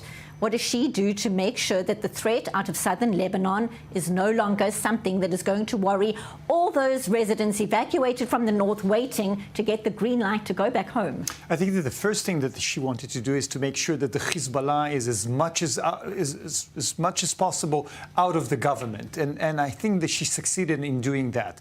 The second thing on her plate is the Lebanese army. I mean, the Lebanese army at the end of the day is getting their salaries from the U.S.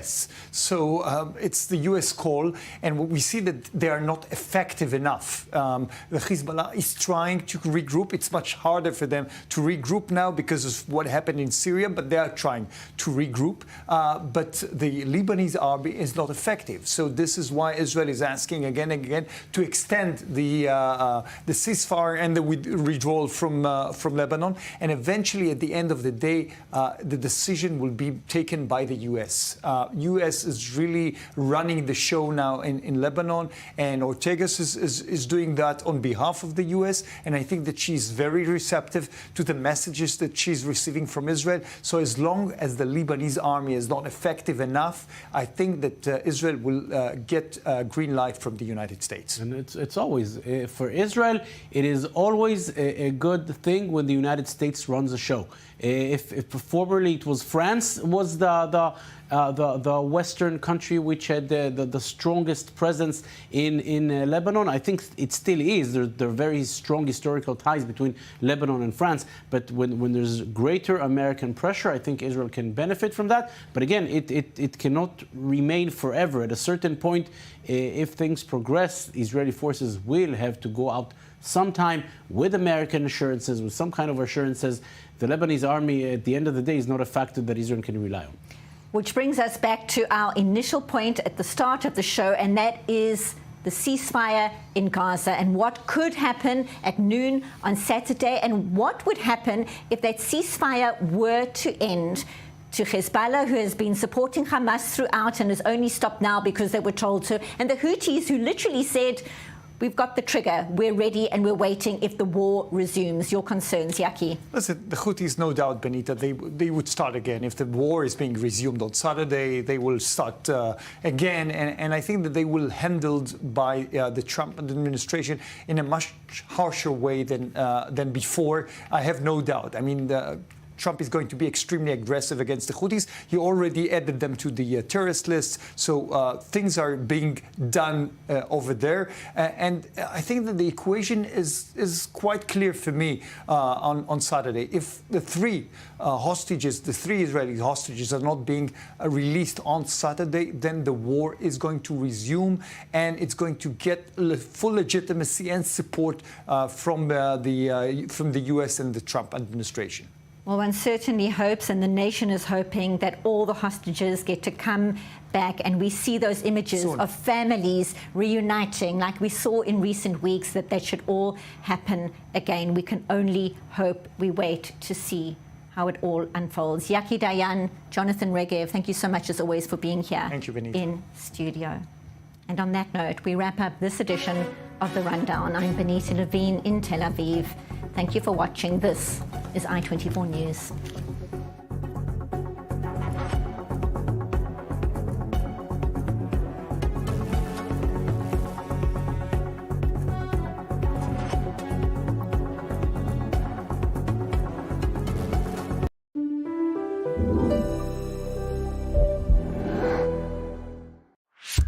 You live in Israel or you are preparing for your Aliyah? Congratulations. You have a smartphone? Perfect. Download the Olim app for free and discover everything we have to offer.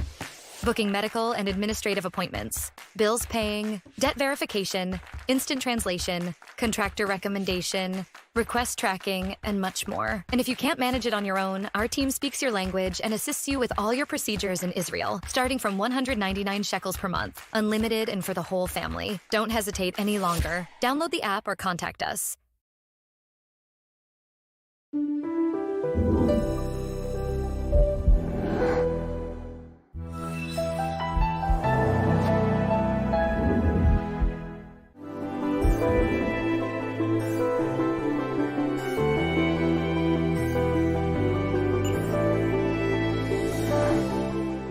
Shalom. ¿Qué me trae por aquí? La necesidad impostergable de 600 millones de hispanoparlantes que ahora necesitan escuchar el mensaje judío e israelí en tiempos difíciles. ¿Cómo lograrlo? Cuento con ustedes para continuar llevando a lo más alto del mundo mediático una inquebrantable diplomacia pública al servicio de la verdad sin concesión alguna. The 7th of October set in motion a chain of events. Today, Israel's enemies are severely weakened, but not defeated, and the balance of power is shifting. This region never rests. And for its own survival, Israel needs to keep its finger on the pulse. If you want to better understand, if you want to hear voices you won't hear elsewhere, then tune in daily to Middle East Now on I-24 News. Want to stay on top of the news no matter where you are? Introducing I-24 News' brand new news website. On our website, you'll find all the latest articles, interviews, and live broadcasts. Everything you need to know right at your fingertips, whenever you want it. So what are you waiting for? Download the I-24 News app today.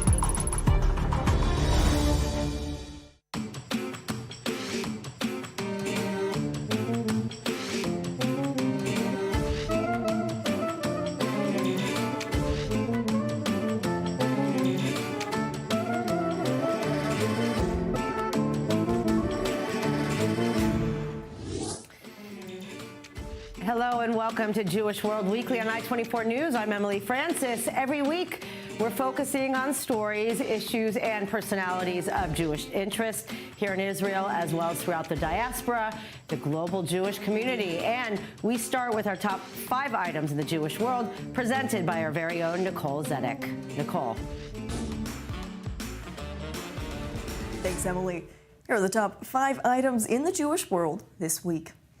Australian Parliament passed some tough anti-hate crime laws, including mandatory minimum sentences for terror offenses and displaying hate symbols. This comes amid a rise in anti-Semitic attacks, including graffiti, physical attacks, and even a foiled attempt to bomb a Melbourne synagogue. The laws will impose minimum jail sentences between 12 months for less serious hate crimes, such as giving a Nazi salute in public, and 6 years for those found guilty of terrorism offenses. Robert F. Kennedy Jr., the nominee to become the U.S. Health Secretary, has refuted claims that he believed COVID-19 was engineered to avoid Ashkenazi Jews. In his Senate confirmation hearing, RFK Jr. was pushed on his 2023 statement that, quote, COVID-19 is targeted to attack Caucasians and Black people. The people who are most immune are Ashkenazi Jews and Chinese people. He says he does not believe that COVID was deliberately targeted and that he was quoting studies from the National Institutes of Health.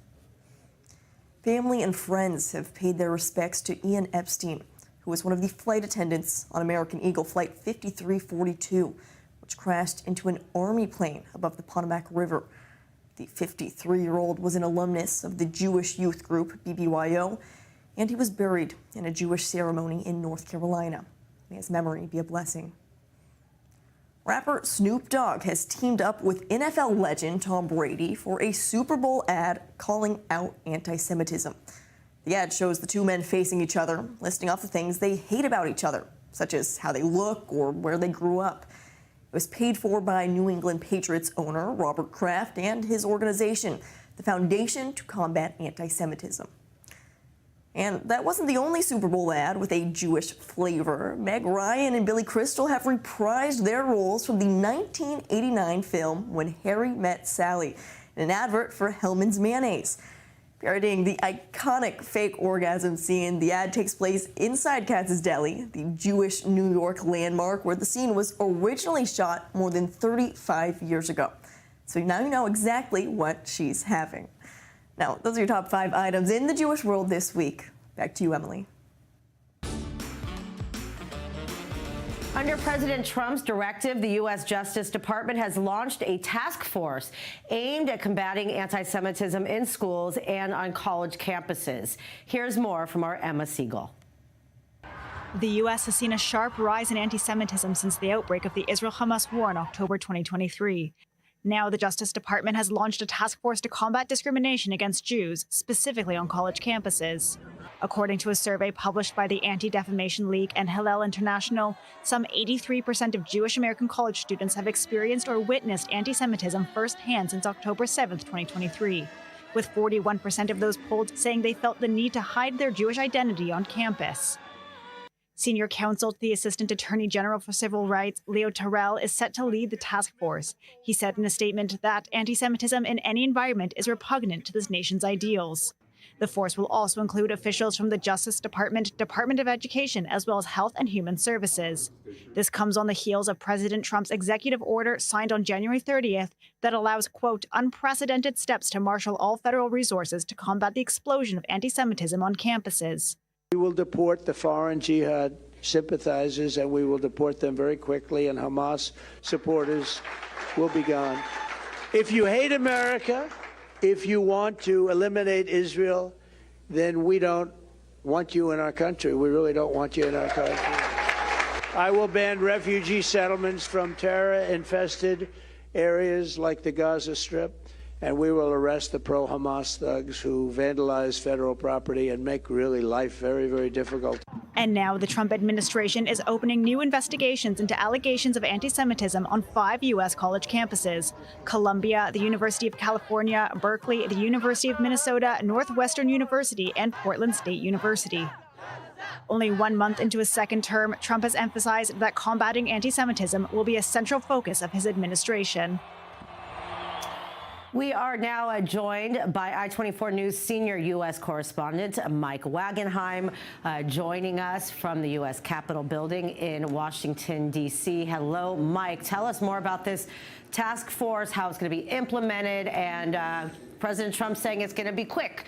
So explain how. I'll leave that to President Trump to explain how it's going to be. Listen, when you form these sorts of task forces and committees and these grand strategies, it all comes down to the execution. We saw the Biden administration, to great fanfare, launch their national strategy to combat anti-Semitism. It essentially went nowhere. There's no evidence that it achieved anything of substance in terms of rooting out or even further monitoring anti-Semitism within the United States. So we hear about these pronouncements, we hear about these statements. It's all about the execution. Now, the Trump administration has certainly been more vocal about their opposition to anti-Semitism, to purveyors of anti-Semitism here in the United States. When you look down the list in terms of the actions in the House, the actions in the Senate, it's more of substance than it was from the Democratic side, which makes one feel, at least in the abstract, that they'll be quicker to implement these types of reforms that they're looking to do. When you look specifically at the investigations that the Department of Education just opened up, these are different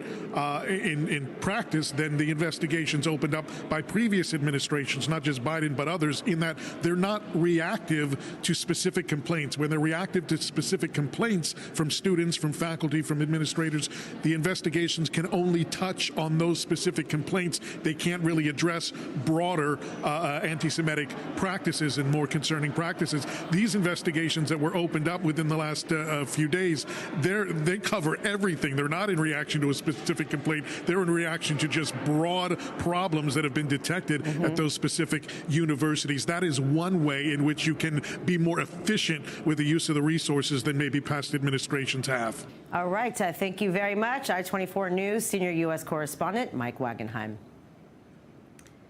We're now being joined from New York by Rabbi and Dr. Ari Berman, the president of Yeshiva University in New York, and happened to give the beautiful benediction at President Trump's inauguration last month. Thank you very much for being here, and we really enjoyed watching you take part in this experience, being the one with the honor to represent the Jewish people and giving the benediction. Tell us how it came about and what that experience was like for you. Thank you, Emily. It's so wonderful to be here with you. Certainly very humbling to stand at the midst of the rotunda and lead a prayer for the nation that went throughout the world, representing the Jewish people, our community, our earnest wishes, prayers, and blessings at this time of significance for Israel and for everyone. And overall, did you feel it was a warm welcome? Were people really listening to the words that you had to say? Did you feel people were taking that all in? Absolutely, and it's a very important point. Thank you for raising it. The overwhelmingly positive feedback that I've heard, both in the Jewish community and beyond, really throughout the globe, is so encouraging. And one of my key messages that I think Israelis should know and that all Jews should know is that you can be strongly pro-Israel. Non-Jews respect Jews, respect their tradition. All across America, you have people who respect the Jewish people and who love Israel. And, I was able to stand there and be very strong in my support, and people are very appreciative of that. And also, you said that the president really acutely feels the pain of the hostages and, so many families, also the United States. We saw the release of Keith Siegel, but we also have the Nutras, for example, Omer Nutra, an American citizen, killed, body still held in Gaza. You feel that Trump really does have, have an emotional connection to what people are going through? There is no question that the hostages are of utmost priority to the president, his envoy, Steve Witkoff, doing an amazing job I've spoken with Steve beforehand and now during. This is really a top priority for the president and this administration. And we already saw, even before he started, just by his threat and ultimatum, that something needs to happen before his inauguration. We saw what happened. So this is certainly an urgent priority for them, and we are seeing the results. And do you think overall, a lot of criticism, obviously, on both sides, people really not sure where it's going to go, and we're already seeing a lot of feathers being ruffled on many things. But overall, do you think that the overarching Jewish population has a reason to feel hopeful that things will get better as far as anti-Semitism and whatnot? Yeah, I don't think there's a question that there's reason to feel better.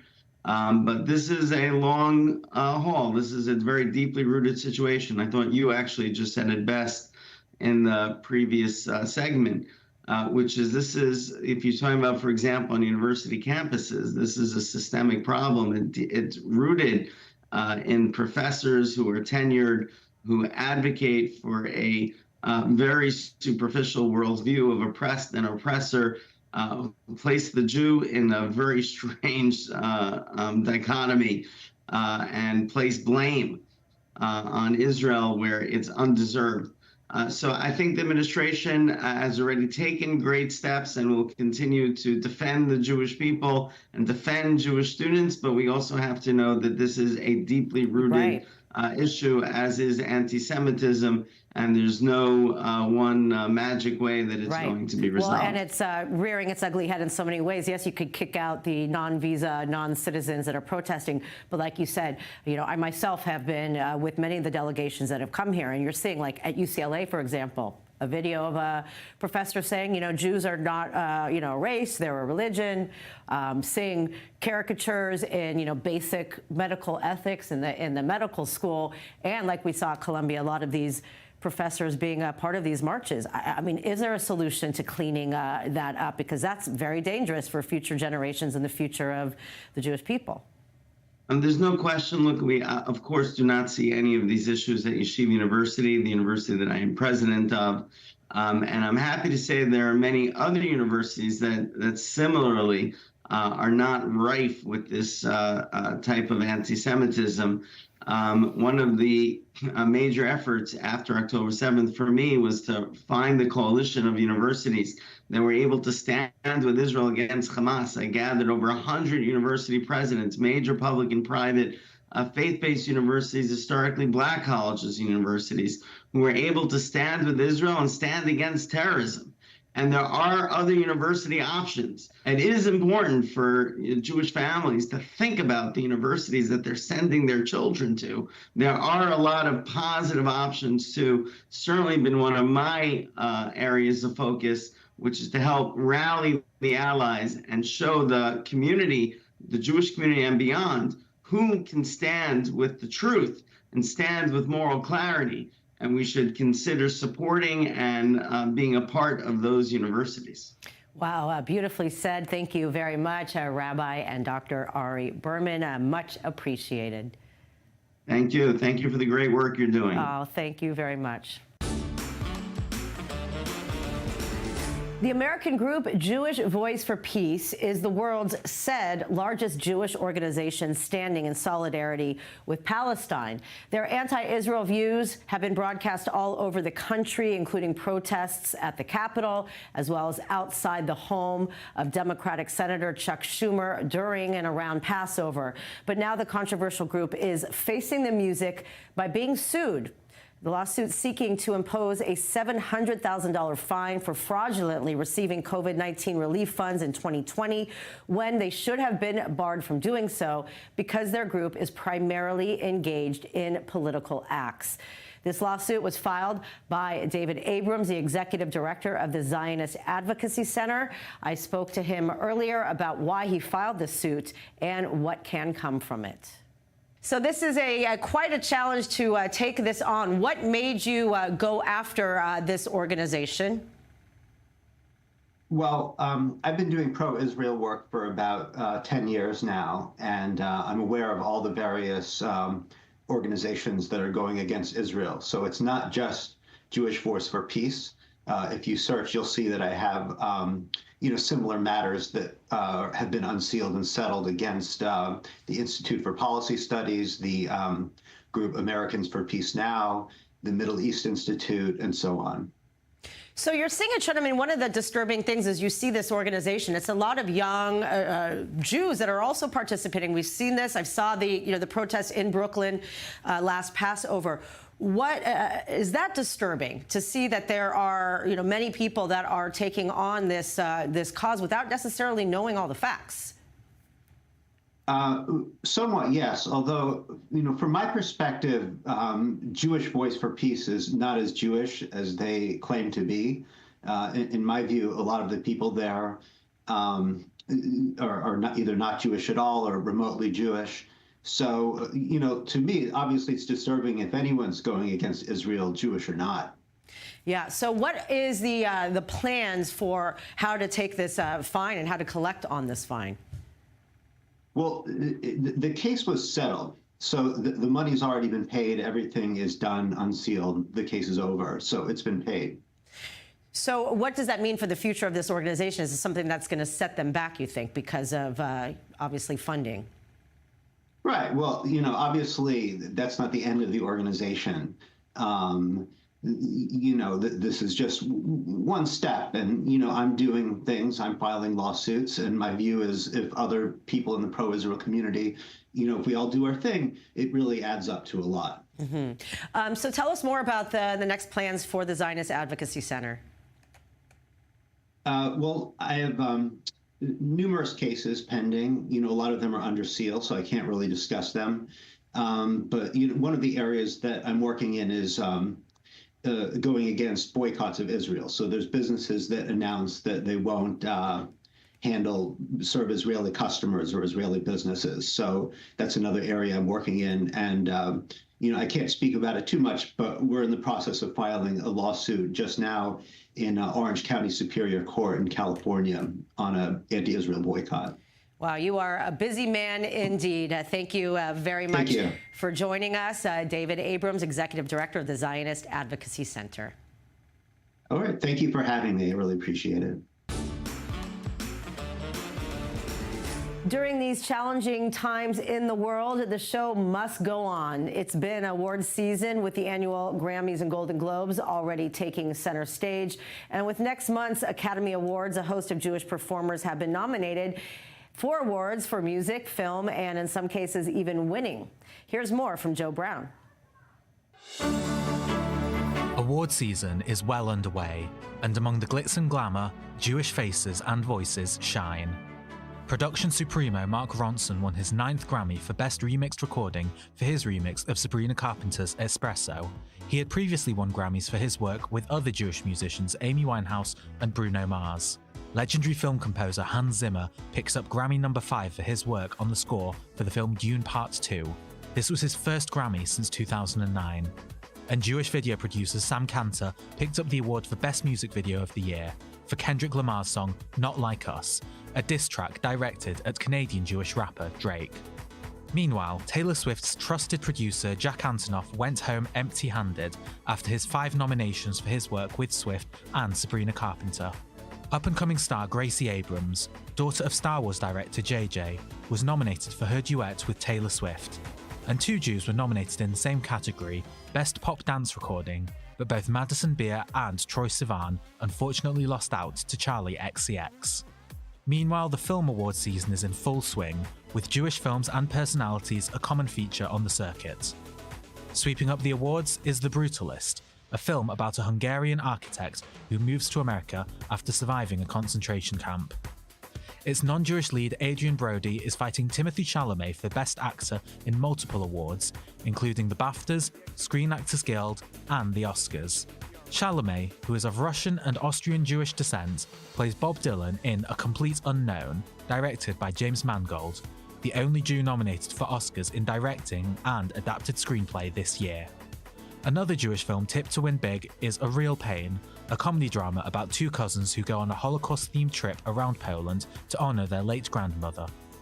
Kieran Culkin, who is not Jewish, has swept the awards for Best Supporting Actor, whilst his co-star and director Jesse Eisenberg is up for Best Original Screenplay. Yeah, this story came from a million different things. One is that it's like very personal in the sense that it's about where my family is from. We even filmed the movie inside the house where my family lived up until 1939. So it's this very personal element.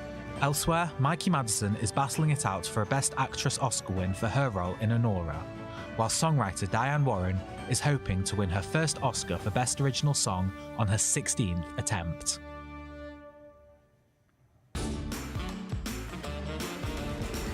Love is certainly blind, whether you can see or not.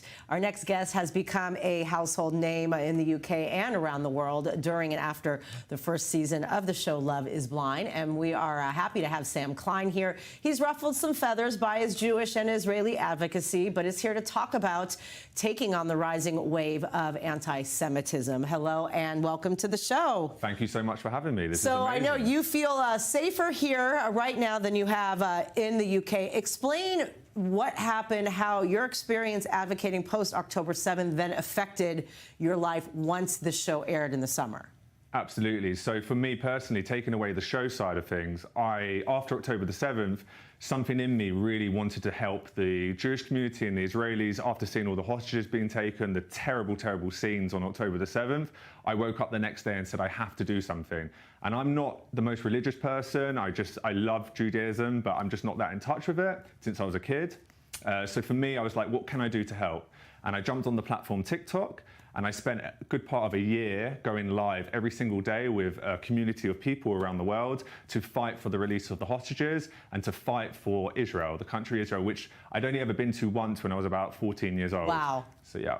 It is something in everyone that really woke up on that day, because of course, as we know, there's literal, different level. It's something that all of us experience on some level, but the advocating part and taking that next step is what I feel has been a very important component of this, is people that were not influencers just being thrown into that. So explain how you dealt with the backlash once this show aired in the UK and everybody put two and two together. Absolutely. So yeah, so then essentially once the show came out, after about a year later, in the August of the year after, the show came out, and I think a lot of the people in the Palestinian movement actually recognized myself from the lives, and the word spread very quickly. So there was actually viral videos going around with millions of views on TikTok saying, Sam the dirty Zionist, oh my God, how can the show Netflix allow him to be on their platform? This is a disgrace. He shouldn't be allowed to be on a show like Netflix. They all wanted to boycott the show.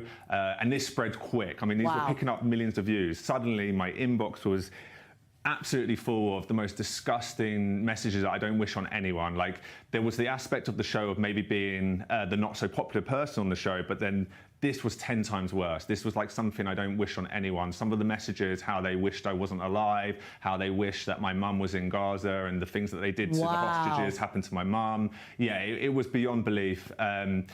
Everything they could do to try and bring me down, they did. So throughout the show, every week the show aired new episodes, and each week while the show was being aired, they were just targeting me.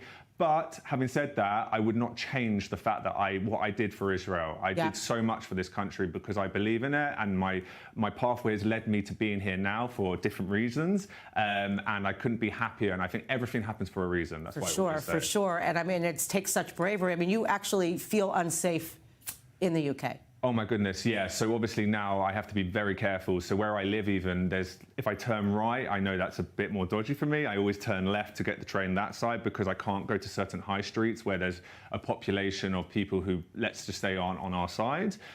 So there's certain steps I have to take. I've changed my name on my Uber account. I go by a fake name on my delivery. So if I want a delivery, it's all fake names. So they have no idea where I live because I'm scared that, eventually they will be on my doorstep. And you also were saying that they were, a lot of things we didn't see on the news is paint being thrown at Jewish people's homes. Like, this has happened continuously? Yeah. So after every Saturday, there was protest for the Palestinian movement. They would then go to Jewish neighborhoods in London, the neighborhood I live in. They actually threw red paint all over the front doors of all the Jewish houses. I mean, this is like something you see in World War II, like during the Holocaust. Like, it's literally like we've gone back in time and we're literally reliving these moments. So it sounds like it's time for you to move to Israel. I think it's my calling card. Yes. Yeah, for sure. And being here in the wake of this, after 14, right after your bar mitzvah, it's pretty incredible that this is what has brought you to come back here. Absolutely. Like I said, I think it's really unfortunate that it's taken something like October the 7th to rekindle my love and find my love and passion for such an amazing place and the people of Israel. But unfortunately, we are where we are. And, we can't allow this to ever happen again. And if it means people like myself moving here and making this place stronger and talking about it on my social media and being proud to be Jewish and be proud to be Zionist, I think this is what it takes. And I think we use social media to our advantage now. Right. And now you found yourself a nice Jewish girl here in Israel. So the two of you together are taking on the world. I would say so, yeah. I mean, she's more powerful than me as well. So, she puts me in the right place sometimes as well. But no, she's been amazing. She's been my rock. She's been my support. She's really helped me through my darkest moments. And we've come out the other side, and she's invited me to come stay with her in Israel, which is why I'm here now. And I think she's basically just shown me that this is the place to be. So I think the process of making Aliyah is going to be becoming a quicker process. Wow. We need to make it happen. Wow, amazing. Sam Klein, thank you so much. And it's great to have voices like yours who are really able to influence and to go straight to do it without even thinking twice. So thank you very much. Thank you so much for having me. Thank you. Thank you. That's all for this week's episode of Jewish World Weekly. We sure hope you enjoyed it. I'm Emily Francis. Please feel free to head over to